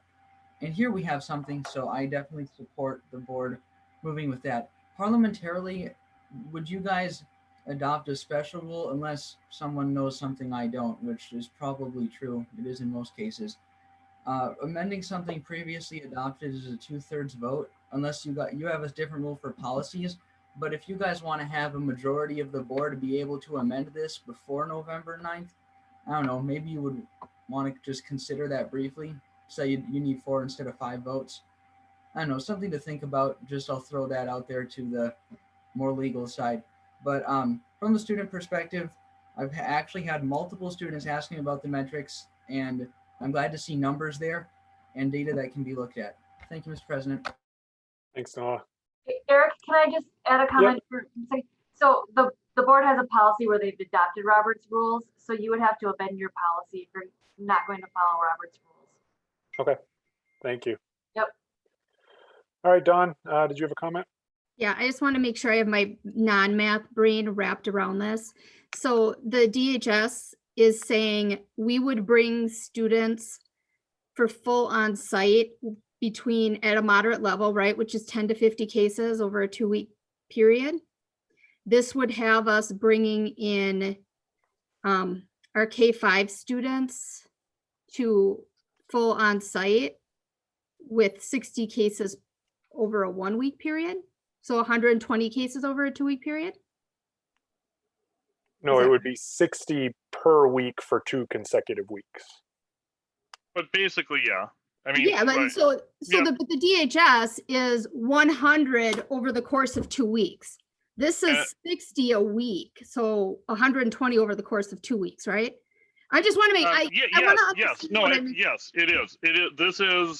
This is significantly more permissive than DHS, except DHS didn't really say bring kids in, right? See, if DHS didn't say bring kids in when you're below 100 for 2 weeks. DHS said our high color code is 100 and our moderately high is 50. It didn't say anything about when to bring kids in. So, but yes, it is stricter than, Dane County starts to bring kids in at 75. So even they are, or 150. Yeah, so we're going from, so from a blended standpoint, based on, I'm looking at the presentation Steve put out there in the DHS color coding. Yep. So we talk about, when we look at, I just want to make sure, I mean, that looks at 100 cases for 2 weeks, and you're looking at 100 cases for 1 week. Correct. So if I'm just trying to make apples and apples, right? I'm trying to make sure that I understand. So we're talking about, as opposed to 100 cases for 2 weeks, what you're saying is 200 cases per 2 weeks. You're Correct. doubling what the DHS had. The DHS is using. It would be, again, yes, except that the DHS. I mean, it's an important point that the DHS did not create those for schools, and they didn't make right, Steve, or am I right? They didn't make a recommendation for schools at all. They declared what is high and what is moderately high and what is low. So based on the DHS, moderately high is cases greater than 50 but less than 100 per 2 weeks per 100,000 people. So yes, we would be bringing our students in for full on-site, while we would be ranked moderately high based on what DHS has recommended or given us is their baseline. Okay. Correct. Yeah, it is not. If someone is, I guess if someone is a fan of DHS's high and moderately high cutoffs, you're probably not a supporter of this. I mean, if someone really feels, if someone has looked into it and thinks the Oregon, the very high safety level Oregon metrics are the correct metrics, then my suggestion would not be for you if that's the case. And I know so blended to on-site, we would be falling within DHS high. We'd be over high, because DHS high is 100 per 100,000 people over a 2 week period. Right. So we would be bringing kids into the schools without any social distancing, while we are still high based on DHS ranking.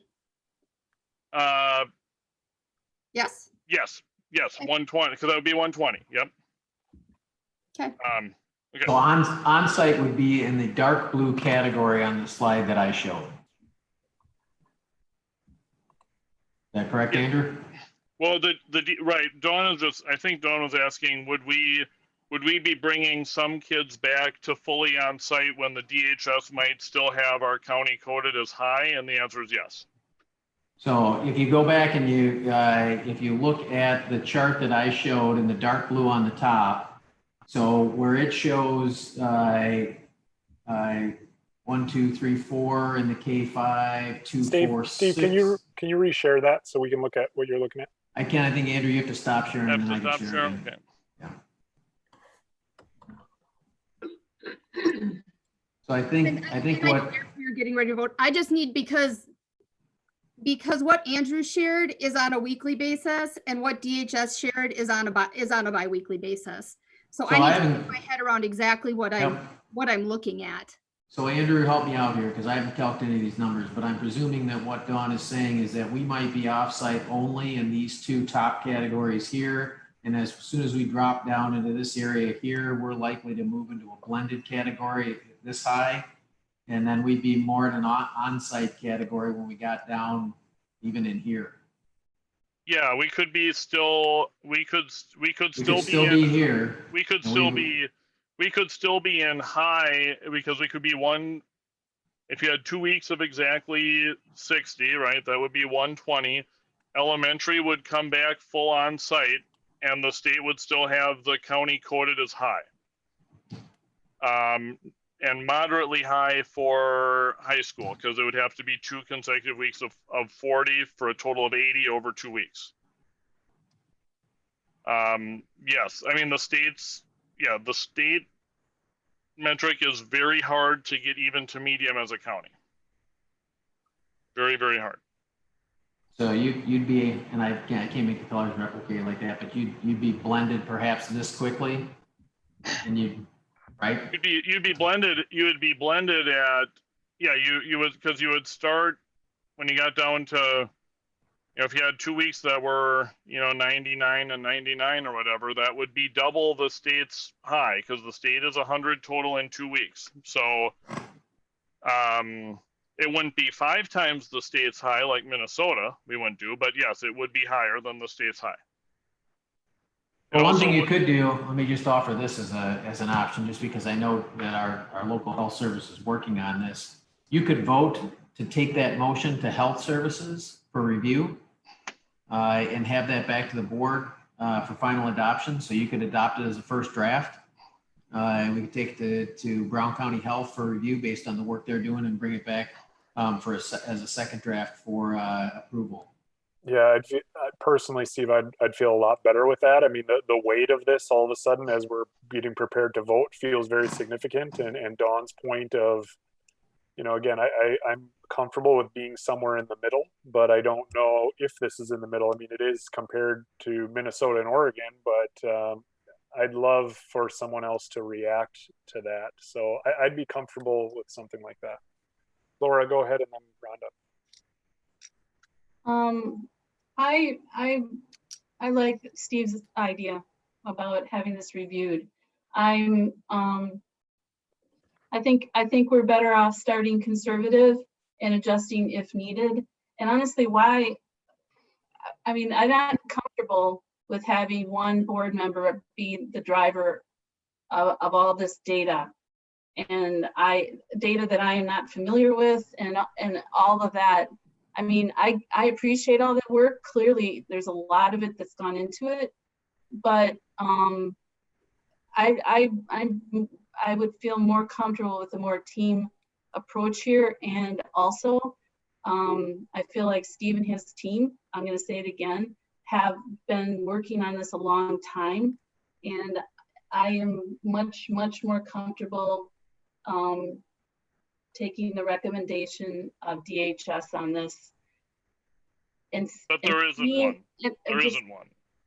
And seeing how we get through September and see what happens in the communities around us. There's just so many hypotheticals here that I just cannot, I'm not comfortable with this. So I would be a no. Okay, go ahead, Rhonda. So who at, if this gets sent to the county is what you're asking, correct? That was Steve's suggestion, yes. Yes. Who ultimately is actually going to vet this at the county level? I've Who been are all working the with, parties involved? yeah, I don't know who all of them are. I know I've been working directly with Ted Shove over there. Okay, because I think that matters obviously a bit as well. Can you also answer, are there any other school districts who have created any sort of metric other than what's being preferred or presented from DHS? Now, we're out in front of this a little bit right now in speaking with colleagues both here in Brown County and then also through the Big Five and through WASDA. There are groups that are working on it. Obviously, the Dane County groups quit working on it because their DHS gave them that countywide plan. They were probably the ones that were actually furthest ahead before they quit working. So right now, I have not found any others in Wisconsin that have a plan out yet. They're all in progress right now. So how are these other school districts determining when they transition? What are they using? They've used dates so far. We're going to review by, and then fill in a blank. We're going to review by November 1st. We're going to review by the end of a trimester. We're going to review by some date somewhere in the future. So they picked a date to review it again, but they haven't established a formula that they'll use at that review. So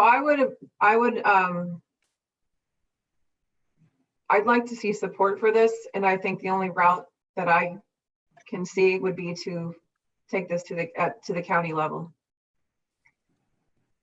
Yeah, so if somebody were to make a motion to say, take Andrew's plan and send it to the county health department as a draft for their reaction, then we could have another meeting. Ted Shove could come to the meeting and say, hey, here's my thoughts. He's certainly more qualified than most of us. And then we could adopt something. I mean, and we're all virtual until we adopt that plan. Is there a possibility though, Eric, that, I mean, they haven't really presented anything yet. So is it possible that they wouldn't be willing to actually attach themselves to one specific school district's metrics? And what do we do if that happens? Well, and I should have clarified, I'm talking about Brown County Health and not DHS, because DHS. Yes. Yeah. And but Brown County Health has said that they are working on this. They're just not, they were, and I get it, they were waiting. DHS told us all that they were going to come forth with something. So the county health department stopped working on it. Why would you work on it if DHS is going to give you something? So then when DHS punted on it, they brought all their stuff back up. They started working on it again. And they've given us some level of confidence that within the next 2 weeks, they're going to have their plan done.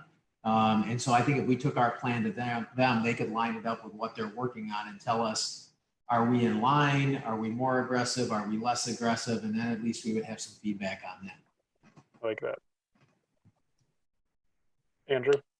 Okay, but one thing, I guess what I don't want to see is the school year starting and we have no metrics in place because the county didn't yet act. I would presume if the county acts and they act in favor of something stricter, it would probably be binding on us and we'd be obligated, right? I mean, I think they have that authority.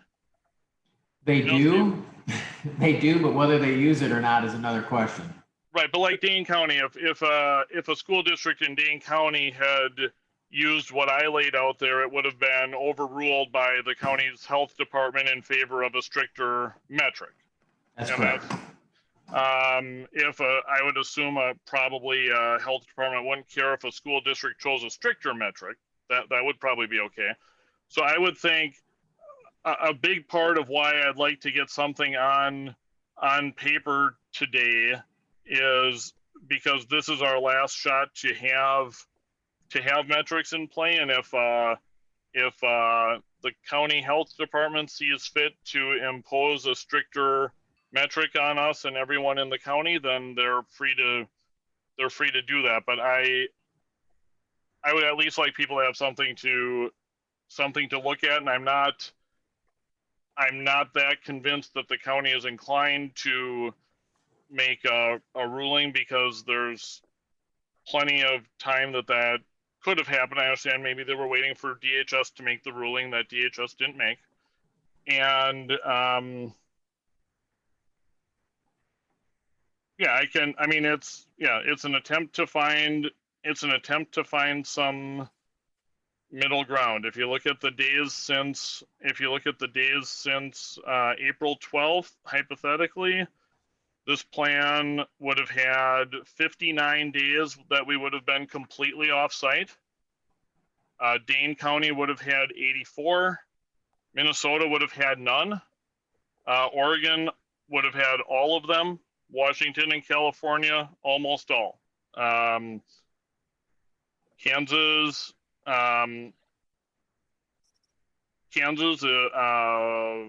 depending on the county, between 15 and 37 days of all off-site. And you might think, okay, well, Kansas, deep red state, maybe wouldn't have much off-site, but then Connecticut also would have had only 17 days off-site. So it's not Can the we strictest, focus it's not the on Green loosest. Bay? So I just feel like we're starting to spin our wheels a little bit. So I want to try to get us back on track and at least put a plan going forward. So Eric, can I just add something here? Just Yeah, go one ahead. thing. So even if Brown County does offer some actual guidance on this, isn't that what we've been hoping for? Isn't that what we've been waiting for health experts to give us some solid guidance that has been produced by experts? Yes. That is what I hope they do, because honestly, they have got the manpower and the expertise to do that. I wish they'd done it sooner, but we don't know yet if that's going to actually happen. So let's submit the plan, see what they get, some feedback. That's where I would like to see this going. Christina, did you want to add on to that? And then we'll... Thanks, Laura. I mean, I think that's exactly the issue. They actually don't have the manpower. They've been underfunded for some time, and that's why we've seen them, from my understanding, not be able to really get something to us sooner, which of course all the other issues that we know they're facing. So I agree, absolutely. And what I was going to actually ask too to Steve, and this is secondary, is, who calculated Dane County's numbers? Because here we are basically pulling at straws, trying to figure out what we're going to do. So we have something here. Let's send it to them. I agree with you. Let's see what they say. And, we know we're starting virtually. We know that's a go.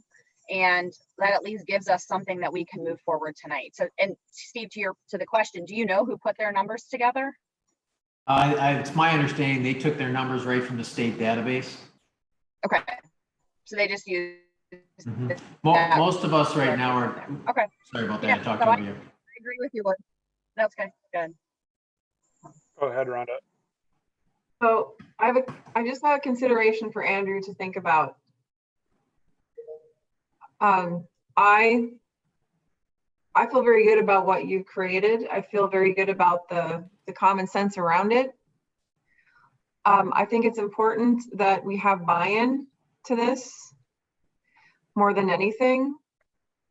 And I don't believe we will have it in the way that we need to if the county health department isn't able to take a look at it and give us feedback. I just don't believe that. I'd like to think that's the case, but I really don't believe that's the case. And I wonder what you think about the importance of having buy-in from our families, from our staff, from our community, knowing what everything looks like at this time. So I think if the county says we're not strict enough, they're going to override us anyways. And, I think we will go an indefinite amount of time without any metrics at all if we just submit this as a question to the county. Do you see this as submitting it to a question, or do you see them, I guess I don't see that as a question. I see it as, can you give us feedback on what we've presented to you? I don't see it even being a yes, no. I'm hoping that they'll give, maybe we'll actually help them craft what they're doing. I don't know. I feel like there's an opportunity to have some discussion around like the varying degrees of like the permissive and the, you know, really aggressive So 2 weeks, plans.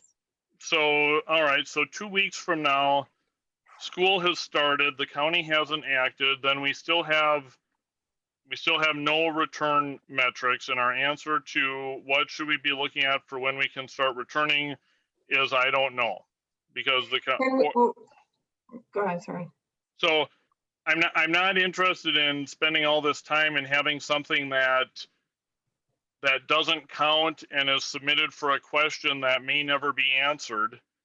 Well, maybe we actually give some sort of a shelf life of this return. Well, I think school it has to starts be in a week. answered. We have to have a return to learn plan. Right. We can't not have a return to learn plan. So if we can't get the county to weigh in on this, which I'm inclined to think that they are based on the work they're doing right now. But if for some reason we couldn't get the county to weigh in on this, nothing whatsoever prevents us from coming back with this as a second read and moving forward with this either as written or with any adjusted metrics that you determine between now and then. There's nothing that stops us from doing that. So are you proposing, Steve, that we would be passing this as in like a first reading sense and would take so we would have passed something, but it would still be pending the county's input and a scheduled second vote? Yeah, we could put the second vote on September 9th. So if you think about that, we're is it the 9th? No, it's not the 9th. Yeah. I mean, if it's a first, if it's a first vote and then getting new information and then a second vote, but I really didn't want to start the school year without something, although certainly if the county were to override us with something stricter, then okay, then they can override us. If doing it I would prefer doing it as a first reading pending a September 9th second reading, as opposed to passing it as just a suggestion to the county. That's less bad, I guess, but I really thought we would maybe be the place that had a plan in place when school started, so people could start looking at, are we making progress towards getting back? I also, in talking to people, it seemed that there was some pretty solid thought that the positivity, if we got all positive test percentage thing back from the county that didn't look at how many people actually have it, and something that could close schools because you had only 100 tests in a week, that would be, yeah. So I don't know. I guess if we're going to do it as a first or second, if we're going to do it as a first and second reading with a scheduled second reading on September 9th, and that's the only way it'll pass, I guess I'll live with it. But if it were to be passed as a suggestion only, then I'm not even interested. Andrew, can I just say that I really truly feel that unless there's an attempt from the county to take a look at this, I don't think it's going to pass. Do you? I don't know. I mean, I'm concerned about what happens if the county doesn't act. I think there's a reason that, and maybe I'm wrong about the county here, but right, Dane County acted a long time ago with metrics, right? Other counties and other states, health departments acted and set rules for schools, and states set them or counties set them.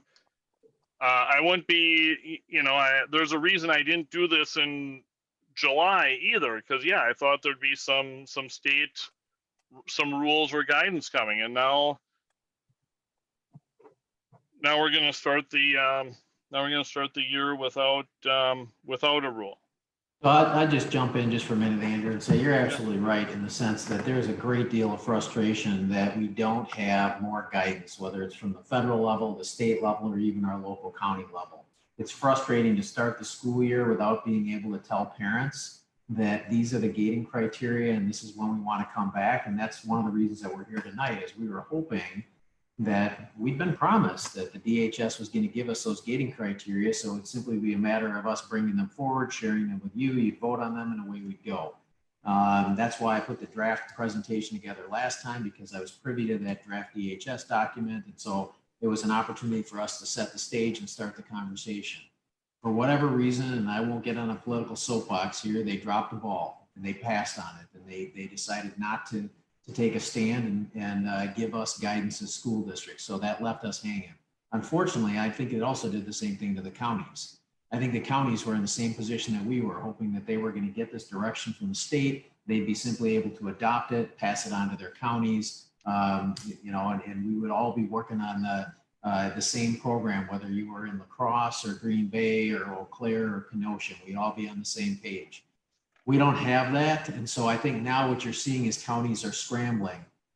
To be honest with you, my guess is that Dane County may have more cynics and pessimists on their team than we do. And so they may have looked at the state legislature, or maybe they're closer to it, and they thought they're not going to get the job done. And so they were working in the background on their own plan, and they were ready to go when the state punted on it. Our county had a little bit more faith in the DHS and didn't. But like I said, at least from some of the recent correspondence that I've seen, I really do feel like they've stepped it up and they're ready to take some action on this, because they know that we are struggling when you have districts right next door to each other with these diametrically opposed plans. And so I do think our Department of Public Health is going to provide us a resource. Frustrating that it's not before the beginning of the school year. Absolutely 100%. I could not be more closely aligned to you with that, because parents want some ability to figure out where is the end of the tunnel. And I wish we could give that to them. But at the same point in time, I do think we're in a position now where, absent that data and absent those metrics from the state, we're trying to create this on our own. And as good as you are and as good as our team is at data and numbers, you know, we're not epidemiologists and we're not public health experts. And I think if our county is moving in that direction, I do think we owe it to them and the expertise they have in this arena to give us feedback on what we're looking at and tell us, are we in the horseshoe pit? Go ahead, looks fine to me. It might not be exactly what we're coming up with, but you're close enough. Or you're way outside the pit and whatever you come up with isn't going to look like what we do, in which case then we can come back and reconsider. So as frustrated as I am, which sounds like it's exactly as frustrated as you are, I really think that we owe it to the public health professionals to give us the feedback that we expect that they do. Andrew, can I also ask you to consider the fact that now we are a public school body taking metrics? Sounds like we're one of the first districts in the area to do that and give it to the county, and it may be reported in the media that we're doing that. They're aware of it.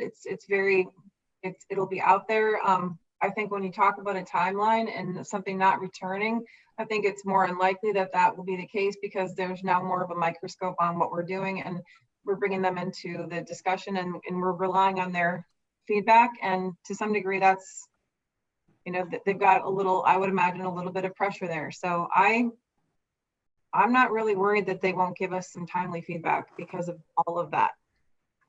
All right, I made an update to the motion. If I can share my screen, I'll move a motion that includes a requirement of a second reading on September 9th for final confirmation, and then would still be subject to reapproval on November 9th. And I'm getting my dates wrong, Andrew, just so you know, and I apologize for that, because the 9th turns out to be a Wednesday. It's the 14th. The 14th? That's two. That could have been the first week that. But again, I'm going to tell you that, you know, we're going to need time to prep for this. We can't turn on a dime like that. So I think it gives us that opportunity to make sure that we've got that transition plan built in too. Okay, so September 14th is a regular board meeting, and November 9th is a regular board meeting. Is that correct? Yes. All right. I'll make a motion. I move that the Board of Education approves the following instructional model gating criteria for grades pre-K through 5th grade for transition between the various instructional models as set forth below, subject to a second reading on September 14th, 2020 for final confirmation, and subject to reapproval by the board on November 9th. with offsite to blended less than 100 per 100K population 2 consecutive weeks, blended to offsite greater than 100 per 100K 2 consecutive weeks, blended to on-site less than 60 per 100K 2 consecutive weeks, on-site to blended greater than 60 per 100K population per week 2 consecutive weeks, and that the Board of Education approves the following instructional model gating criteria for grade 6th grade through 14th grade for transition between the various instructional models as set forth below, subject to a second reading on September 14th, 2020 for final confirmation and subject to reapproval by the board on November 9th. Offsite to blended less than 80 per 100K population per week 2 consecutive weeks, blended to offsite greater than 80 per 100K population per week 2 consecutive weeks, blended to on-site less than or equal to 40 per 100K population per week 2 consecutive weeks, on-site to blended greater than 40 per 100K population per week 2 consecutive weeks. Furthermore, a significant positive trajectory rate between the 2 most recent weeks or a 1-week positive test rate over 15% in Brown County will trigger an emergency board meeting to determine if an exception is necessary. Second. No, I saw your hand up. Sorry, I didn't get a chance to call on you if you have a quick comment. Yeah, okay, so thank you, Mr. President. What, I don't need an essay. I'm just asking what is being sought after? Like what's the hope that county health will give to us that 1,000 other health departments haven't already given? Like, are they going to give us something new, or is it just going to be a different range of numbers? No, I think that the overall hope is that, and this is from conversations that I've had with board members, is that we want medical professionals. We want people who have expertise in these areas to make these decisions for us, or at least weigh into those decisions. And we, appreciate the work that Andrew has put into this. But before anyone feels comfortable, we would like someone to at least react to it.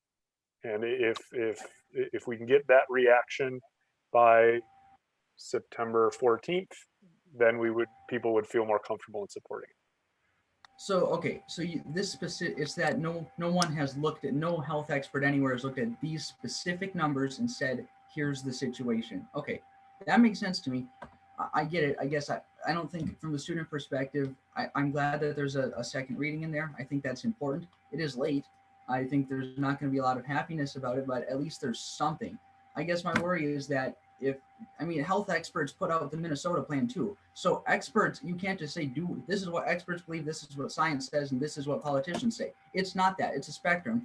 And I think that somewhere in the middle is good. I hope you guys keep with it. I hope the county just says, here's our feedback, this makes sense to us.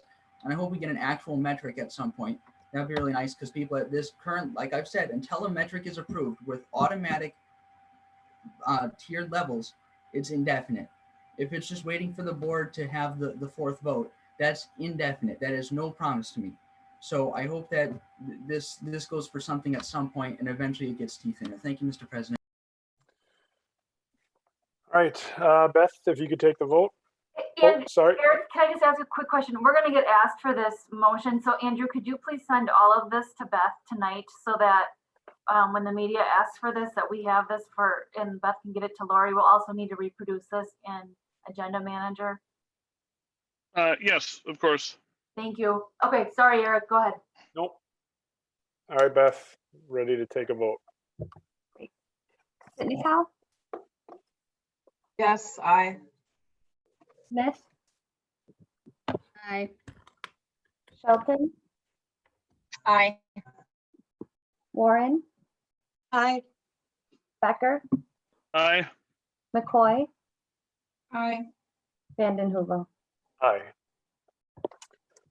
All right, motion passed 7-0. That takes us to the consent agenda items. If I could have someone make Hey, a motion. Eric, I did have one thing while we were posted for the school reopening topic. We are posted for school reopening, right? Yep. Yeah, I am. As we get, I'm concerned. I guess I remain concerned, and we're not posted for action on this. I'm not asking for action on this, but there is a lot of public perception that blended and virtual is going to be people staring at a computer for 7.5 hours a day. And if it's not that, and I believe it's not that, and I had conversations about it, I hope we have some, and maybe the answer is people will see on September 1st that it's not that, and they'll just need to see how different it is from how it was previously, and then okay, but that perception is still out there, and I want people to be aware of it. And I also think that I want to make sure that as we look to what I would hope to be before too long in the year that we'll be going to blended, I'm concerned that not enough attention is being placed on the possibility of outdoor classrooms, at least on good weather days, that could allow kids to be in a much less restrictive setting than the socially distanced classrooms. I just don't want those to be lost off the radar. I'm sorry, that we are posted only for gating criteria for the 2021 school year. So I don't think we're posted for this, Andrew. I think you could talk to Christina and Eric and we can have it as a future agenda item, but we are strictly posted for gating criteria and then the resignations, employment, and retirement of staff. Okay. All right, but your point's taken, Andrew. And we'll make sure that that's on the next agenda. All right, can I have a motion to approve the consent agenda? So moved. Second. All right, Beth? Warren, Aye. Becker, Aye. McCoy, Aye. Smith, Aye. Sitnikau, Aye. Shelton, Aye. Vanden Heuvel. Aye. Pass 7-0, and a motion to adjourn. So moved. Second.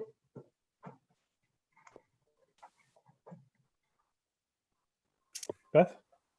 Shelton, Aye. Smith, Aye. Warren, Aye. Vanden Heuvel, Aye. Sitnikau, Aye. McCoy, Aye. Becker. Aye. All right, pass 7-0, and that ends our special board meeting. Thanks for your time, everyone.